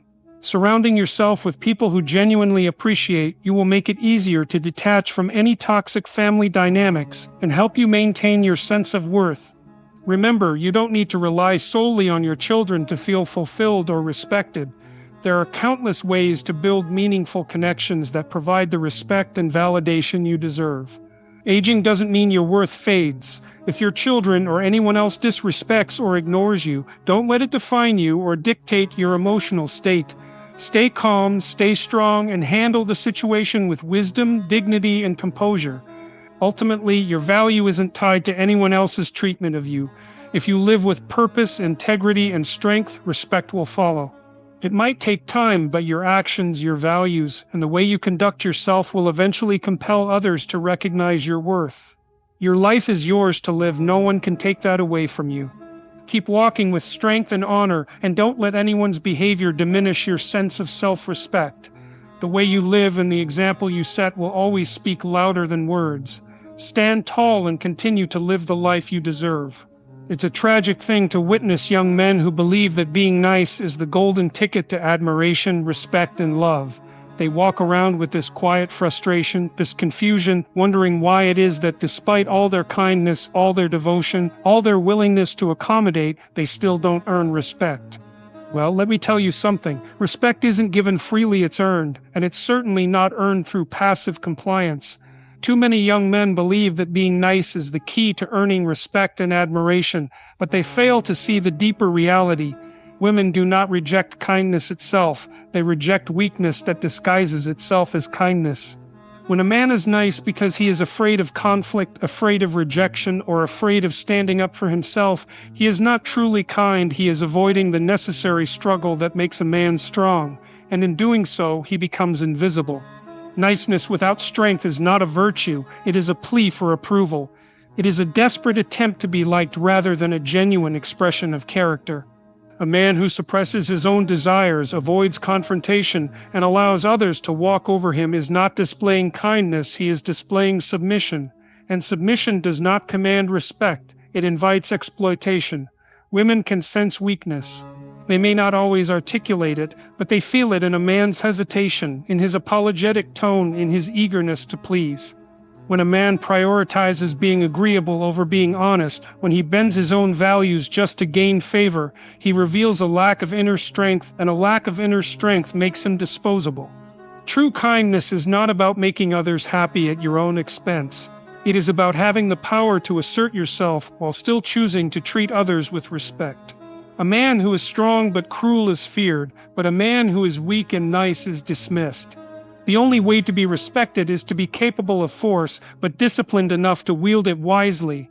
There is a deep evolutionary basis for this. Throughout history, women have depended on men who can protect, provide, and lead. A man who avoids conflict, who refuses to stand up for himself, who shrinks in the face of adversity signals that he cannot be relied upon. And if he cannot even assert himself in his own life, how can he be expected to stand firm when real challenges arise?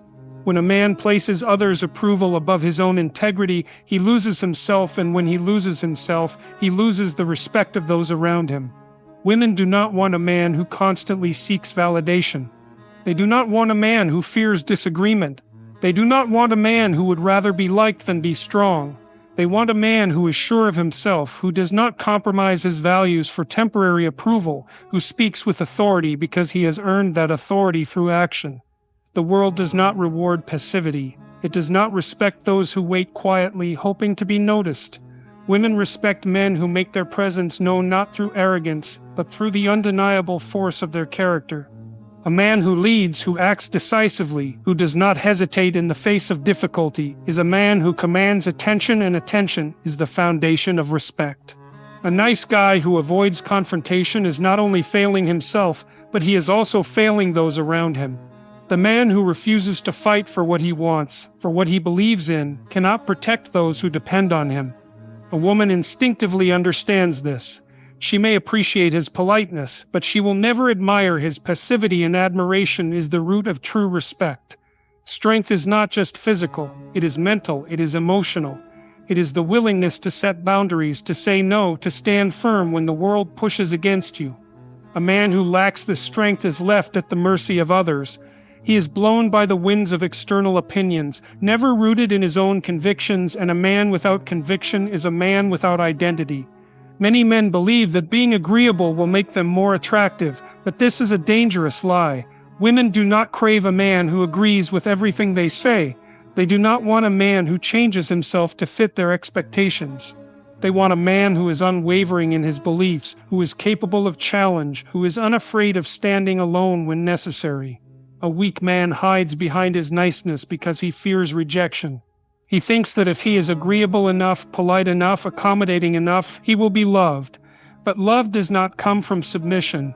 Love comes from strength, from self-respect, from the ability to stand tall, even when the world tries to push you down. Niceness, when it is not backed by strength, is simply manipulation. It is a strategy for avoiding conflict rather than a genuine display of character, and people, especially women, see through it. They recognize when a man is being nice because he is afraid rather than because he is strong enough to choose kindness. And fear does not inspire respect. A woman respects a man who has the capacity for aggression but chooses to control it. She respects a man who could overpower others but instead uses his strength to protect and uplift. This is the kind of kindness that matters, the kind that is built on power, not weakness. A man who apologizes for his existence, who second-guesses every word, who walks on eggshells in the hope of avoiding conflict, is not a man who will ever be taken seriously. Respect is earned through presence, through decisiveness, through the refusal to be diminished. It is not given to those who are merely polite. It is given to those who assert themselves as valuable. No one is drawn to a man who is merely nice. They are drawn to a man who is competent, who is self-assured, who stands tall even in the face of opposition. A man who is willing to be disliked in pursuit of the truth. A man who does not let fear dictate his actions. Weak men are forgotten. Weak men are overlooked. Weak men are replaced. And the most tragic part is that many of them do not even realize why. They think that if they just try harder, if they just become even nicer, things will change. But the opposite is true. The more they seek approval, the less they are respected. The more they prioritize others' opinions over their own sense of self, the less they matter. Strength is what separates those who lead from those who follow. It is what distinguishes those who are respected from those who are pitied. A man who is too afraid to stand alone will always be dependent on the validation of others, and dependence is weakness. To be respected, you must be willing to risk being disliked. You must be willing to walk away from those who do not value you. You must be willing to say no, to set boundaries, to assert your worth, even when it is inconvenient. And that takes courage. That takes strength. That takes the kind of character that is unshakable, that is undeniable. Women do not respect nice guys because niceness, when it is not backed by strength, is nothing but submission. It is not genuine. It is not compelling. It is not worthy of admiration. A man who is truly kind is kind because he has the power to be otherwise. He is kind because he has conquered his own fear, because he has faced his own darkness and emerged stronger. The world does not respect those who ask for permission to exist. It does not reward those who avoid discomfort. It elevates those who are unafraid to embrace their full potential, who are willing to stand firm in who they are regardless of whether others approve. A man who understands this will never have to beg for respect. He will never have to convince anyone of his worth. His presence alone will command it. Respect is not something you can demand, nor is it something that will be handed to you simply because you are a good person. It is something you earn through action, through presence, through the weight of your character. Too many men believe that if they are kind enough, polite enough, agreeable enough, then women will naturally respect them. But respect does not come from compliance. It comes from competence. It comes from strength. It comes from proving through your actions that you are a man who commands it. Women are not drawn to men who bend over backwards to seek approval. They are drawn to men who stand firm in who they are, who do not waver in their convictions, who do not shift their values just to please others. A man who lives his life trying to avoid conflict, trying to please everyone around him, trying to keep the peace at the cost of his own self-respect, is a man who will never be respected because he does not respect himself. You cannot ask for respect. You cannot beg for it. The moment you try to convince someone to respect you, you have already lost. Respect is the natural byproduct of living with strength, with integrity, with an unwavering sense of purpose. It is something that others recognize in you not because you told them to, but because your actions left them no choice. A man who walks into a room and waits for others to acknowledge him will always be invisible. A man who carries himself with certainty, who acts with decisiveness, who does not hesitate when faced with a challenge will always command attention, and attention is the first step to respect. If you are afraid to take up space, if you shrink yourself in the hope that others will be comfortable, if you silence your own voice to avoid offending, you have already declared yourself unworthy of being taken seriously. People respect what they perceive as valuable. If all you bring to the table is agreeableness, you are offering nothing. If you are just another man willing to say yes to anything, willing to change himself to fit the expectations of others, willing to go along with whatever is easiest, then you have made yourself replaceable, and what is replaceable is never respected. There is no strength in being liked by everyone. There is no power in being tolerated. True power comes from being so undeniable in your presence that others recognize your value without you needing to explain it. A man who moves with certainty, who is willing to risk disapproval in order to uphold his principles, who refuses to be molded by the expectations of others, will never need to demand respect. It will be given to him. Too many men think that avoiding confrontation will earn them admiration.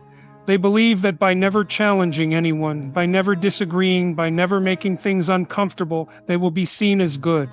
But the world does not respect men who are too afraid to stand their ground.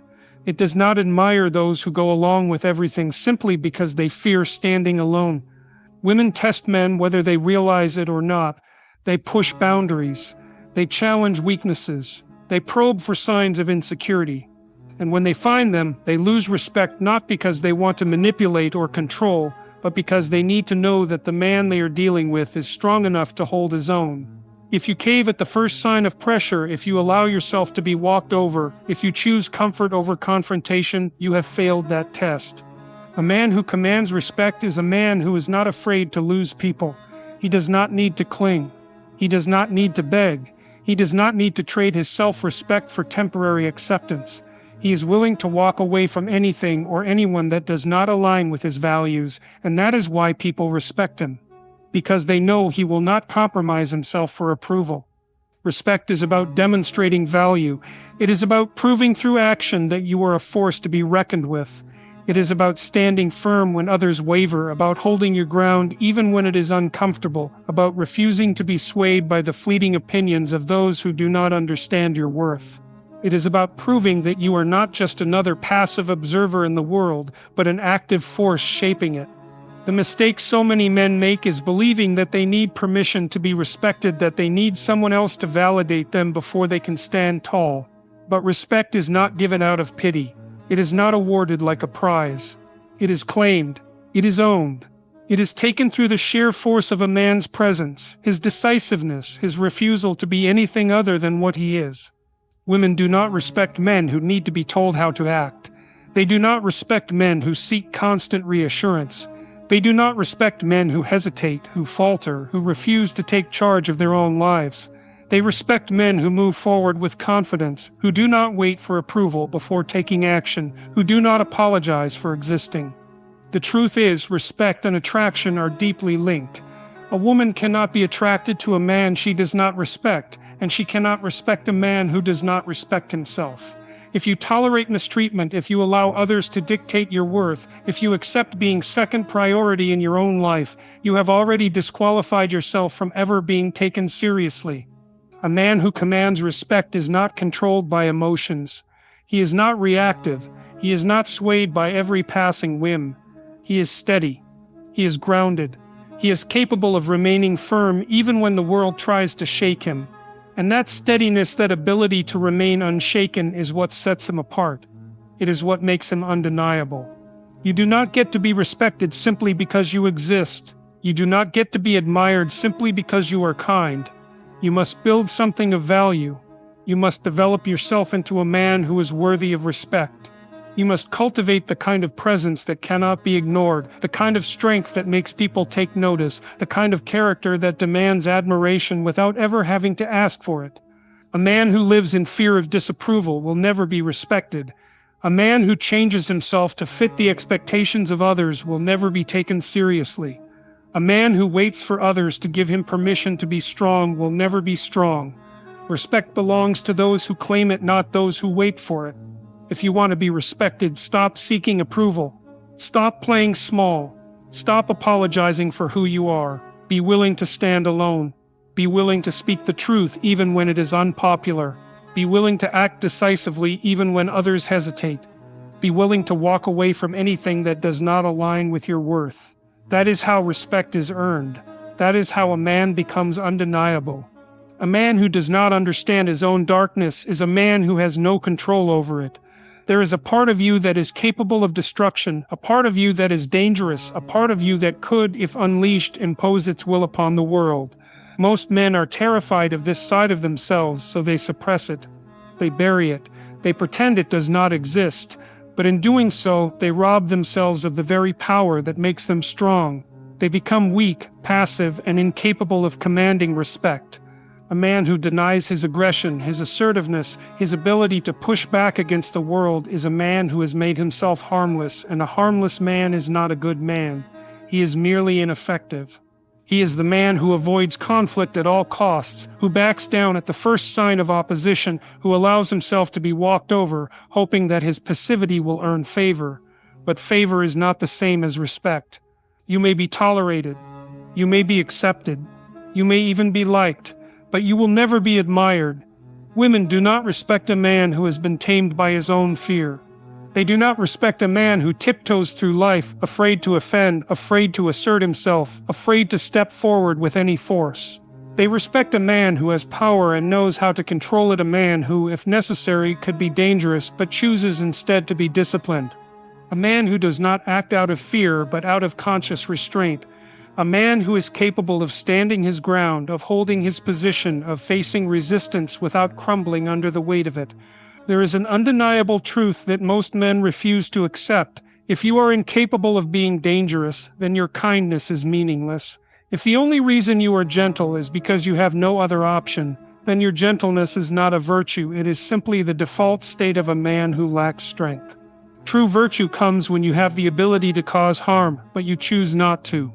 When you have the power to impose your will, but you exercise restraint. That is what makes a man respectable. That is what makes him worthy of admiration. A man without a shadow is not whole. He is not complete. He is only half of what he could be, and that half is weak, fragile, and incapable of handling real adversity. When the world pushes him, he collapses. When others challenge him, he retreats. When life demands resilience, he breaks. And women see this. They feel it. They sense the lack of depth, the lack of internal strength, the lack of an edge, and without that edge, there is no respect. There is no attraction. There is no admiration. The reason many nice guys fail is because they do not realize that respect is built on strength, not submission. They think that if they just avoid conflict, if they just accommodate everyone else, if they just make themselves easy to be around, then they will be loved. But that is not how it works. Women respect men who can stand firm in the face of adversity, who can push back when necessary, who do not need approval to feel secure in who they are. A man who has integrated his shadow does not seek validation because he does not need it.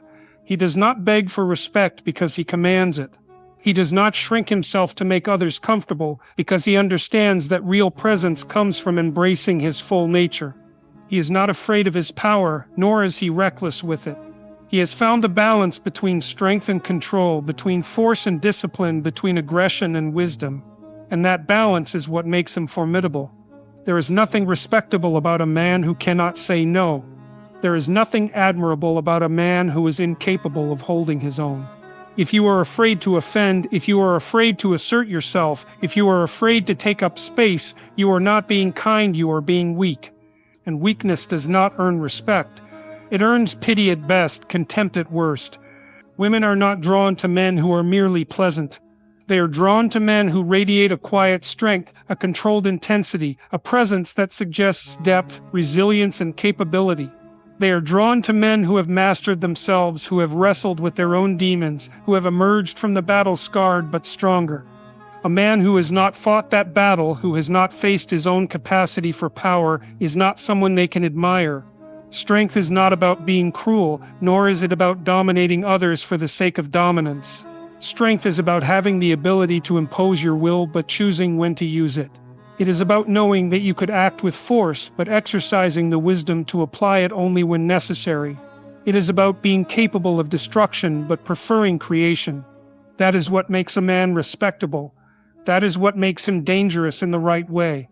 A man who has never stood up for himself, who has never asserted his boundaries, who has never pushed back against the pressures of the world, is a man who has never truly lived.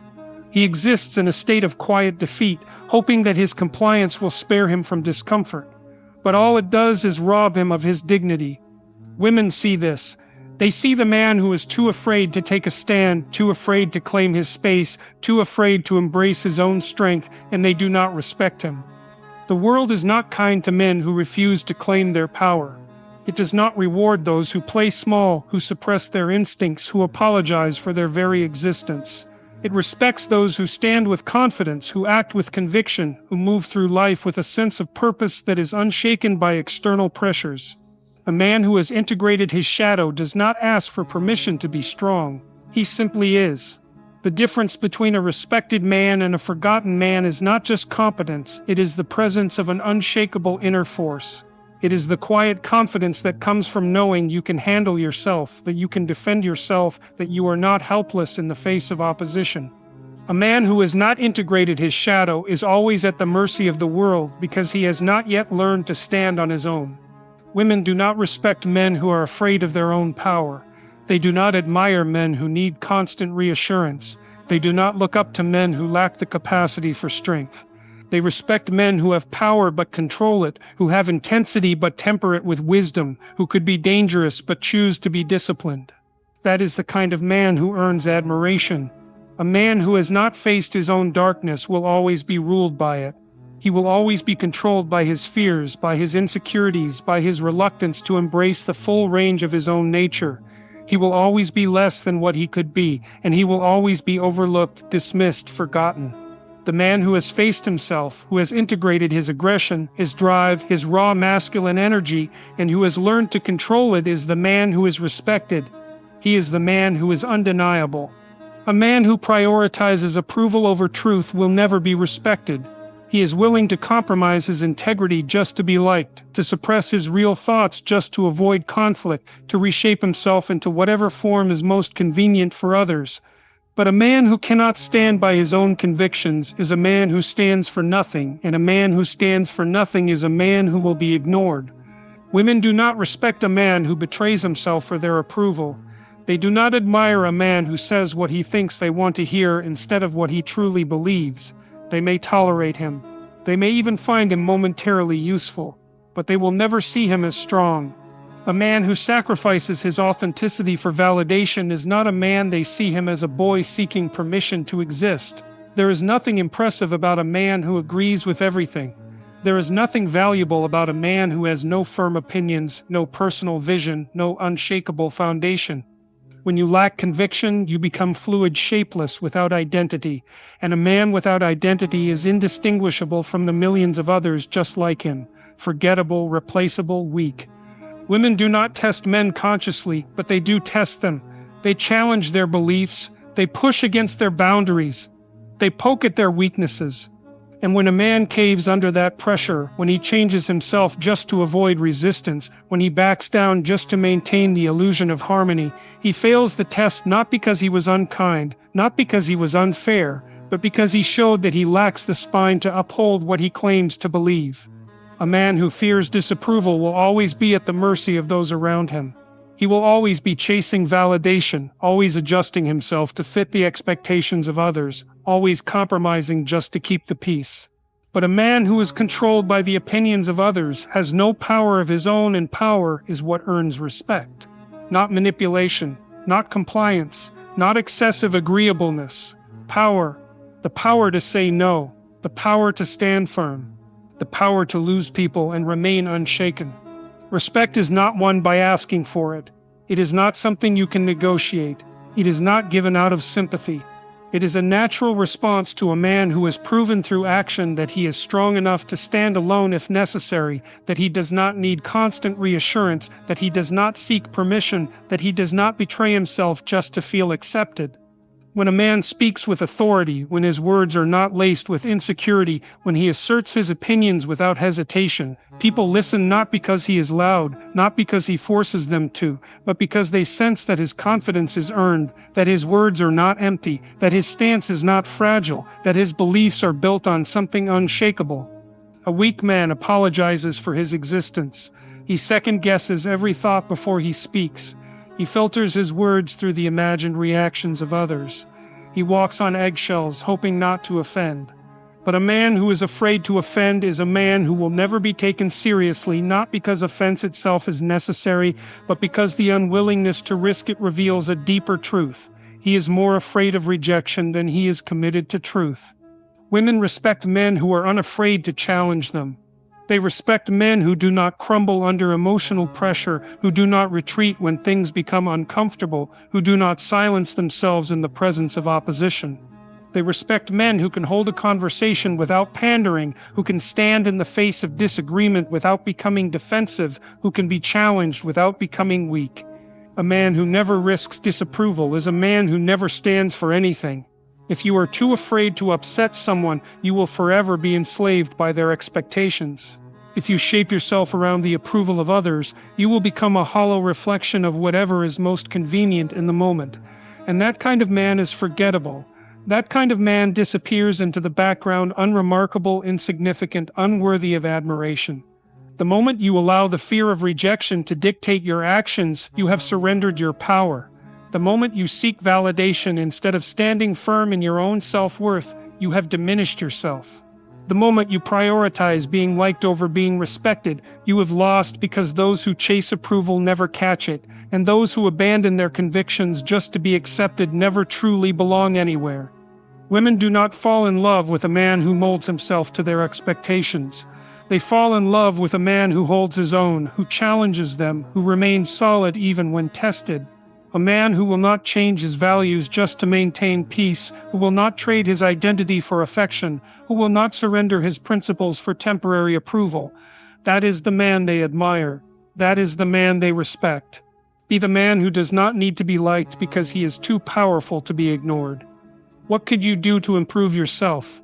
Well, one step backwards, the first question might be, why should you even bother improving yourself? And I think the answer to that is something like, so you don't suffer any more stupidly than you have to, and maybe so others don't have to either. It's something like that, you know. Like there's a real injunction at the bottom of it. It's not some casual self-help doctrine.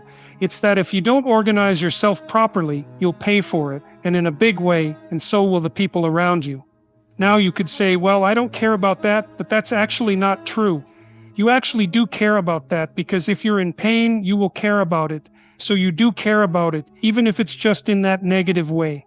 You know, it's very rare that you can find someone who's in excruciating pain who would ever say, well, it would be no better if I was out of this. Sort of pain is one of those things that brings the idea that it would be better if it didn't exist along with it.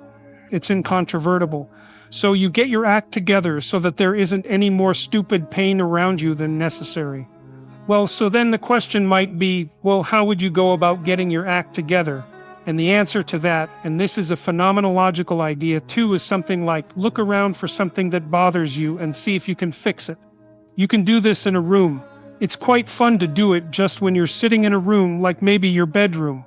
You can sit there and just sort of meditate on it. Think, okay, if I wanted to spend minutes making this room better, what would I have to do? And you have to ask yourself that, right? It's not a command, it's like a genuine question, and things will pop out in the room that you know you like.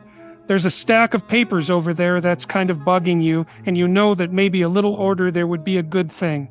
And there's some rubbish behind your computer monitor that you haven't attended to for like months, and the room would be slightly better if it was a little less dusty and the cables weren't all tangled up the same way. And like if you allow yourself just to consider the expanse in which you exist at that moment, there'll be all sorts of things that'll pop out in it that you could just fix. And you know, I might say, well, if you were coming to see me for psychotherapy, the easiest thing for us to do first would just be to get you to organize your room. You think, well, is that psychotherapy? And the answer is, well, it depends on how you conceive the limits of your being. And I would say, start where you can start. You know, if something announces itself to you, which is a strange way of thinking about it, as in need of repair that you could repair, then hey, fix it. You fix 100 things like that, your life will be a lot different.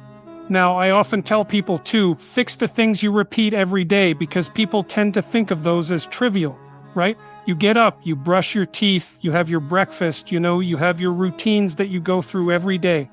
Those probably constitute most of your life. And people think, well, they're mundane. I don't need to pay attention to them. It's like, no, that's exactly wrong. The things you do every day, those are the most important things you do, hands down. All you have to do is do the arithmetic. You figure it out right away. So adjustments to your broader domain of being. And there's a lot less rubbish around and a lot fewer traps for you to step into. And so that's in keeping with Jung's idea about erasing the once you've got your mind and your emotions together, and once you're acting that out, then you can extend what you're willing to consider yourself and start fixing up the things that are part of your broader extent. Now, sometimes you don't know how to do that. So you might say, imagine you're walking down the street, and there's this guy who's like alcoholic and schizophrenic and has been on the streets for years. He sort of stumbles towards you and incoherently mutters something. That's a problem, and it would be good if you could fix it, but you haven't got a clue about how to fix that. You just walk around that and go find something that you could fix, because if you muck about in that, not only is it unlikely that you'll help that person, it's very likely that you'll get hurt yourself. So, you know, just because while you're experiencing things, they announce themselves as in need of repair, doesn't mean that it's you right then and there that should repair them. You have to have some humility. You know, you don't walk up to a helicopter that isn't working and just start tinkering away with it. I like the idea of the room because you can do that at the drop of a hat. You know, you go back to where you live and sit down and think, okay, I'm going to make this place better for half an hour. What should I do? You have to ask, and things will just pop up like mad.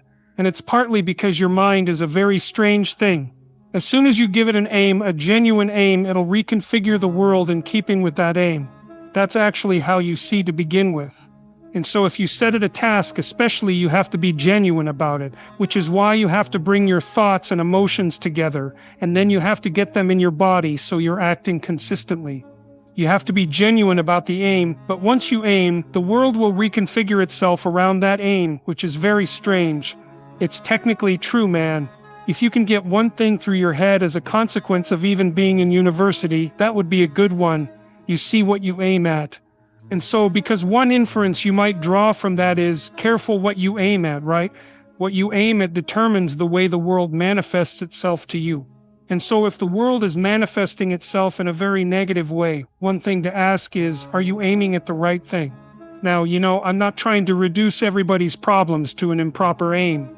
People get cut off at the knees for all sorts of reasons. They get sick, they have accidents, there's a random element to being, that's for sure. And so you don't want to take anything, even that particular phrase, too far. You want to bind it with the fact that random things do happen to people, but it's still a great thing to ask. People think of God as the joke is a cosmic butler. You pray to have your wishes granted. It's like he's not a genie. You want to pray, it's like pray about your stupidity. Here's a prayer that'll work for sure. You want to see if prayer works. Here's one, this will work. Sit on the edge of your bed, ask yourself, what bloody stupid thing do I continue to do that's making my life more miserable than it has to be, and everyone else's life around me that I could give up, that I would give up? But you have to really want the answer. So you open yourself up in humility to a revelation. You'll get an answer. It won't be one you want, that's how you'll know it's true. But if you act on it, then your life will improve. And that's a proper prayer, that's what you do. Like in a metaphysical sense, the Christian insistence that you should beware of your sins, which is in a sense an existential burden, is also the idea that you should attend to your own inadequacies and admit to them, because in doing so, you open up the possibility that something better can make itself manifest within you. And there's no doubt that that's the case for sure. That's true. But you have to do it in humility, and you have to look, and that's why you're supposed to take the mote out of your own eye instead of worrying about the beam in your neighbor's eye. It's like there's something about you that's stupid you could fix. So, for example, when I was dealing with depressed people in my clinical practice, and this is a pretty standard behavioral approach, one of the things you do with depressed people is you have them track their mood, say maybe every hour during the day, because a depressed person will assume that they're very unhappy and that that's always there. But if you get them to track it, what you find is they may be comparatively unhappy, but there is variation. So there'll be times when they're much more miserable than usual, but also times when they're less miserable, and they may not even really know when those times are without tracking it. So one of the things typically is depressed people will isolate themselves because they think they don't want to see anyone. But if you have them track their emotions, you find that when they're with other people, they're almost invariably less depressed. Okay, so imagine now I had you make a map of your emotions across a week, and we associated the emotions with what you were doing. What we'd find is some of the things you were doing were making you much more depressed, and some of the things less. And so then your goal, so the first goal is, see that. Attend to that as if you're ignorant even with regards to your own nature. And then the next thing would be, well, how about you do a little bit more of the things that are positive and a little bit less of the things that are negative, right? And then we'll remap that and see if you've moved your average mood up the distribution. And so this is what they call the beginner's mind, at least in part in Buddhism. You want to look at the situation, which might be your own situation, as if you don't know yourself. It's like, okay, well, what am I interested in? People are often loath to even ask that question because they may find, for example, that the thing that compels them forward isn't the thing their father or mother wanted them to do. That's a very common familial story. You might be shocked at who you are. It's highly probable, just like you're shocked when you start to get to know someone else, it's the same thing that's going to apply to you. And the rule, there is something like watch, don't assume, right? Don't put your presuppositions before the realities of your experience, all right? So you have to watch. And so if you watch, you see you can rectify your aim, right? And so that's the difference between attention and thought. Luciferian intelligences worship their own presuppositions. Someone who is attentive watches, they're alert. Meditation can foster that, right? Because it teaches you to be present and awake. And so I would say to people who haven't found their calling is that they're not noticing it in its micro manifestations. It's not going to necessarily announce itself like Gandalf announced himself to the Hobbit. It's going to be subtle. Things bother you, that's part of your adventure. Like there's going to be certain things that grip you and disturb you, and those are the problems that you're destined to have to contend with. And you might be annoyed about that because you think, I don't want to have any problems. It's like, no, you actually probably want to have some serious problems that you can contend with that are going to occupy you some responsibilities. And then there'll be the things that clearly motivate your movement forward. And it's very good to start to understand what those are, to understand that that's how it works first, but then also to understand them in more detail. You can start to come to understand that by understanding your own temperament. So, for example, if you're high in neuroticism, you're going to be more concerned with safety and security. If you're agreeable, you're going to be relationship focused. If you're disagreeable, you're going to be competitive. If you're conscientious, you're going to be interested in order and productivity. If you're open, you're going to be interested in aesthetics and ideas.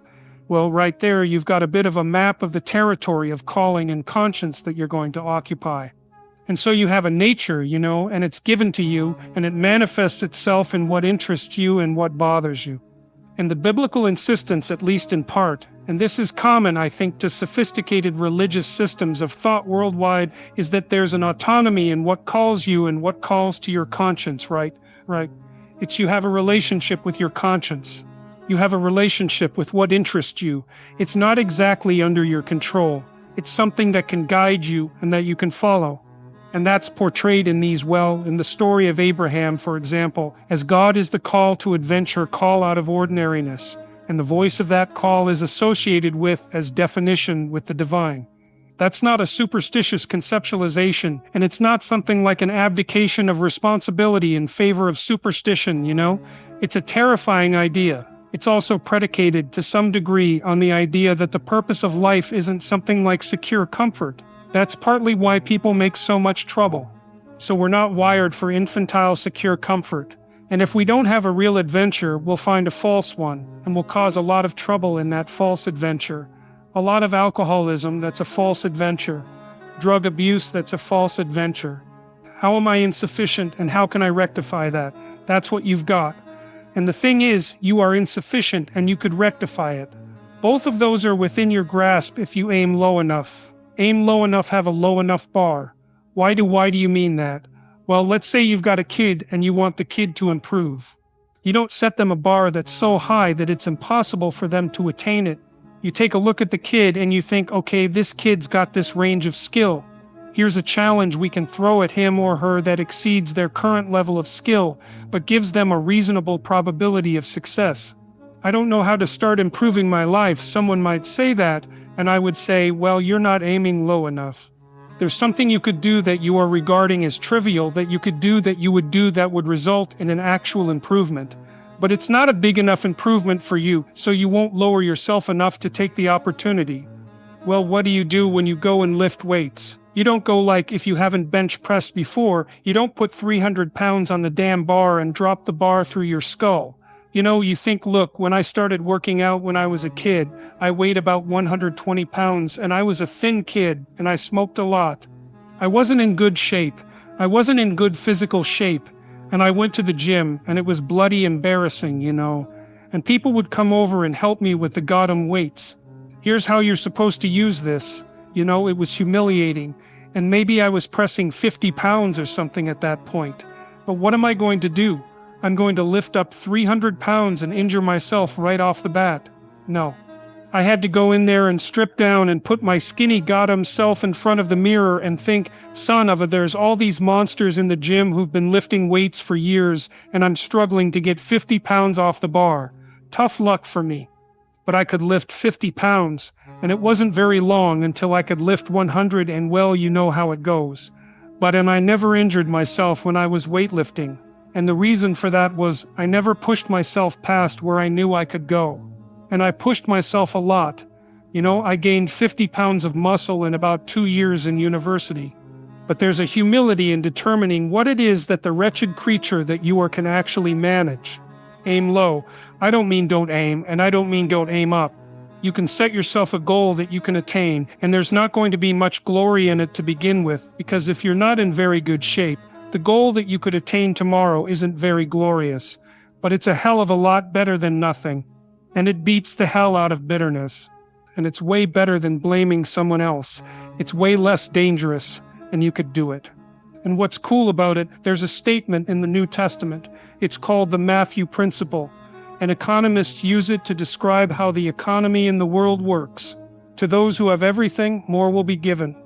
From those who have nothing, everything will be taken. It's like what's very pessimistic in some sense because it means that as you start to fail, you fail more and more rapidly. But it also means that as you start to succeed, you succeed more and more rapidly. And so you take an incremental step, and well, now you can lift 55 pounds instead of 50. You think, well, what the hell's that? It's like it's one step on a very long journey. And it starts to compound on you. So a small step today means you're in a position to take a slightly bigger step the next day. And then that puts you in a position to take a slightly bigger step the next day. And you do that for 2 or 3 years, man, you're starting to stride. You can make a lot of progress incrementally. You know, once you specify a goal, you don't have to leap from where you are to the goal in one fell swoop. If you could, you probably didn't set a difficult enough goal. It's okay to make incremental movement forward. That's why there's another rule here, which is compare yourself to who you were yesterday, not to who someone else is today. You know, if you get the comparison right, you can say, well, here's where I'm headed, and it's worth going to. You have to ask yourself that is there a place I could head to that would be worth getting to? It's very useful to treat yourself like you're someone you're responsible for helping. And it is very useful to compare yourself to who you were yesterday, not to someone else's today. There's no way of interacting with someone, including yourself, that's more productive than to give targeted reward where credit is due, to give credit where credit is due.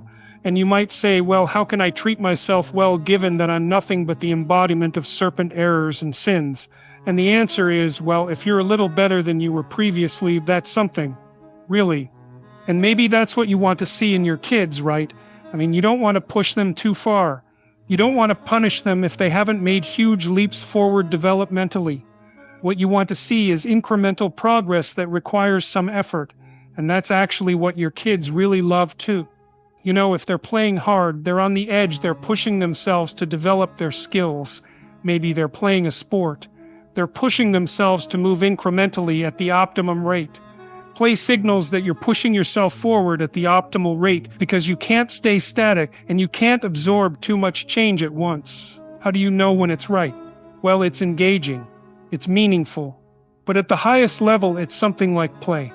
When you're playing a sport, you want to play against someone who's approximately the same level of skill as you, or maybe a little beyond, right? If you're playing a game with someone who's approximately your equal and you're pushing each other exactly enough to facilitate optimal movement forward. If you're going to master something, the first thing you have to do is admit to yourself that you're not a master of it already, because then you wouldn't have to do anything. So you have to allow yourself to be the fool. And you know, one of the things I've noticed about people who are highly successful is that they will jump into new things that they don't know anything about and be the fool, be the person who doesn't know anything. Be the person who's low man on the totem pole, start at the lowest rung. And they won't pretend to know more than they do know. They ask the stupid questions that are necessary. They humble themselves in accordance with their novice position. They accept that weight. And it doesn't matter if you start at the bottom. What matters is that you're not so stupid and blind that you refuse to learn and that you stay there, right? So it's trajectory that matters and not absolute position. And so that's a useful thing for people to know. It's like, of course you feel like a bloody fool when you do something the first time. What the hell do you expect? You are a fool. But that doesn't mean that you can't move beyond that. Look, every ideal is a judge, right? So you paint an ideal, and instantly you're in an inferior position in relationship to that ideal. And that can be crushing. Okay, so what do you do about that? Well, one answer is no ideals. Well, that's not a good answer because then you don't have anything to do, right? And that deprives you of a main source of pleasure, which is observed generated as a consequence of observed movement towards a valued goal. So if you have a high goal and you see any movement towards it, there's a really powerful potential kick there, so you don't want to dispense with that. But then if you set up an ideal, it can judge you very harshly. So then you have to rearrange your reward philosophy, and instead of punishing yourself as a consequence of perceived distance, you reward yourself for incremental movement forward. And that's not just theoretical. Look, I was stopped by 3 guys on the street this week, 3 separate occasions, and they all told me the same thing. They had read or something I wrote, or listened to something, or watched something, and that it had been helpful. And whenever anybody says that to me, I always ask them, okay, exactly what was helpful and what changed, because I want to know what's helping so that I can understand the target and hit it better. All 3 of them said, I stopped comparing myself to other people, so I stopped comparing what I didn't have to what other people had. I left that off the table, and then I started to reward myself for improving over what I was yesterday. That's profound change because it means that you actually get your reward structure transformed. And that's a big deal because that's your source of positive emotion and enthusiasm, encouragement, all of that. So now you can start to encourage yourself for genuine improvement. And it's also pragmatically extremely intelligent because incremental improvement repeated is virtually unstoppable. Like the hallmark of behavioral therapy, that idea, because what a behavior therapist does is, you come and you say to me, things aren't the way I want them to be. And then I say, well, how would you like them to be? And how are they not that? So we lay out the problem, the territory. And then the next thing we do is lay out a trajectory, which is, okay, well, here's something. You're lonely, you don't have a partner. Okay, so what are incremental movements you can make towards that goal that you would do that would be helpful? And so maybe you negotiate with a person, that's what you do if you're a reasonable therapist, and you say, well, look, why don't you decide as a consequence of the conversation, why don't you write out a description of yourself for a dating site? Don't post it or anything, just write it out. And then let's see if you actually do that. And so then the person comes back next week and they say, I did that, and not only that, I posted it. And you say, great, what's the next step?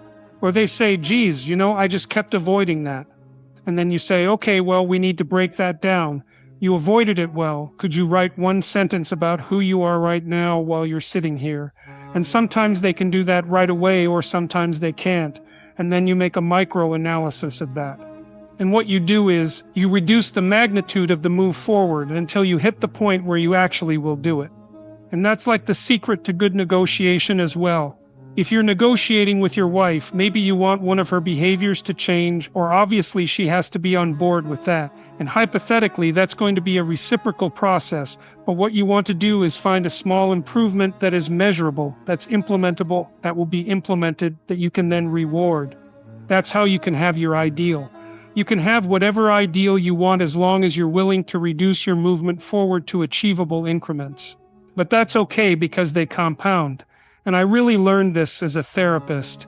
It was one of the things that was so fun about being a therapist is you can take someone through this process and start them on just the tiniest goal, and it just seems trivial, but they'll do it. And then they start moving faster and faster after that point on once the direction has been established. And people make incredible improvement over not unreasonable spans of time, a few months, maybe a few years, which is not nothing, but it's not decades, Aim high, but reward yourself for small incremental improvements, especially ones that repeat every day. I think that's one of the challenges we have in the modern era, because social media shows us the highlight reel of everybody else's life, but we get to watch our own failings from a front row seat, right? We watch ourselves blunder through life. We realize just how far away from our potential we are. But nobody else actually knows that. No one else knows the podcast you could have recorded, the business that you could have built, the book that you could have written. In a very, very real sense, you are only ever competing against yourself. It's absolutely right. That's exactly why group categorization of people is so dreadfully wrong. It's like you really are your only comparison group, especially as you get older. You don't quit by stopping, because then what do? Let's start with alcoholism. Well, why do people drink? Well, if you like alcohol, that's a stupid question. I really liked alcohol. It was pretty bloody obvious why I drank. Why? Well, it made my social relationships feel closer. It woke me up. It quelled my anxiety, and it knocked out the part of my mind that was concerned with future consequences. So it was like Impulse City. So you don't need explanation for that. And some people are particularly susceptible to that alcohol effect. So how do people quit drinking? Well, no treatment centers work, but people do quit. The most reliable cure for alcoholism is religious transformation. And that's been known even among the secular, what would you say, psychiatrists for like years. What happens when you decide you're going to do something other than drink? Okay, you got to get rid of all your friends because all your friends are drunks, right? You got to get rid of probably a fair chunk of your family. All of your social habits are wrong, every single one of them. Everything you do that isn't work is alcohol related. That's your life. All that has to be replaced. You need a replacement. So I would say to young men who are listening to this podcast, for example, if you want to stop engaging in a self-destructive, impulsive, and juvenile habit, whatever it is, make a plan. So you're ashamed of yourself for some reason. That's why your conscience is calling at you. You know, you're taking the easy way out. Okay, what are you being called to? Why are you plagued by doubts about the appropriateness of your behavior? Well, because something is beckoning to you. Well, what? An unrealized vision? Okay, so here's the deal. It's like a covenant. Here's the deal. 5 years from now, you can be who you would like to be, and you can have what you need within the bounds of reason if you specify it. So if you could be who you would like to be, and if you could have what you think you need in principle, what would that look like? Well, that starts to start to specify target. So we say, write it down for 15 minutes. Don't get too self-critical. Just think, we ask questions, who do you admire and why? And what do you think you need and why? And what would you want if you could have it? Then we have people do the reverse. Okay, now picture yourself 5 years out and you've let your bad habits take full control, but you're 5 years older. What's the little hell your whims are aiming at? So what are you? You're the 35-year-old creep at the bachelor party who's still involved with pornography, who still has the mind of a 15-year-old, and he's getting kind of perverse around the edges because everything he watches is getting a little more brutal, right? You're that kind of scum rat creep. That's your destiny.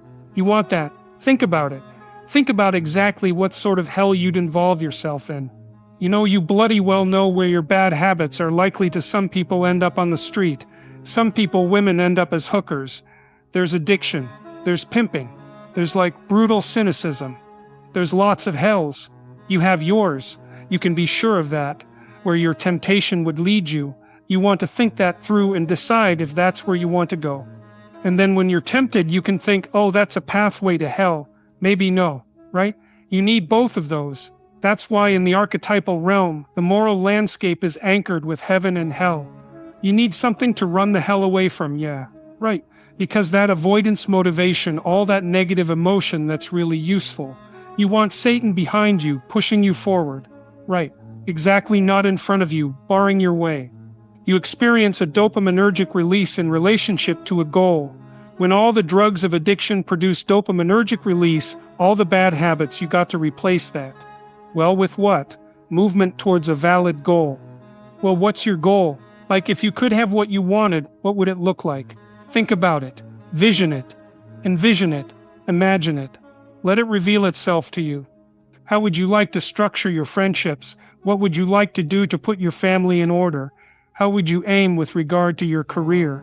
How would you educate yourself? How would you take care of yourself mentally and physically, assuming you were, trying to do what was good for you like you liked yourself, which is a very difficult thing to pull off. How could you serve your community? Flesh it out. If young men don't have a vision, they just don't play. It's like up yours. We're not going to work in school. We're not going to work. We're not going to commit. It's like if you don't have a place for me, if I don't have a plan for myself, I'm just not going to play. That's part of being disagreeable. And so that's why young men are failing so dismally to get back to what we started with. It's like you got to replace your idiot juvenile personality with a more mature vision. Yeah, that's how you quit. You don't quit by stopping because then what do? It just leaves a hole. It's like the alcoholic stops drinking. Well, he's got no friends, he's got no family, he doesn't know what the hell to do with his time, right? It's a big void. And then stress comes along, it's like, oh, drinking time. Or maybe you're not stressed. Maybe something great happens. That's often when people fall off the wagon. It's like, well, people drink to cope. It's like, not usually. The real drinker drinks to party. And most of the people that I knew that were addicted, it's like the biggest risk for them was occasion for a celebration. Well, make a list of all the stupid things you're doing that you know are stupid. Yeah, right? Everyone can do that. It's like, what's making your life not as good that you're doing? Yes. You should be able to write a few things like that down. Okay, then you take those and you think, okay, is there any of those I would stop right? And then you start with that and you make a commitment. So, for example, in the biblical stories, when Abraham, this happens very frequently when someone attends to the call of God.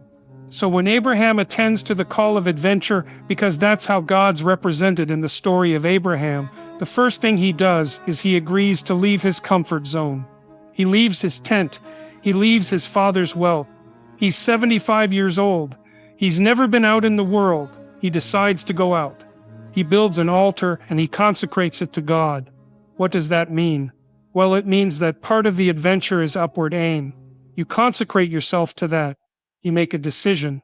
This is what people do when they decide that they're going to change their life. It's like, oh, I'm doing something wrong. I'm going to try to aim up.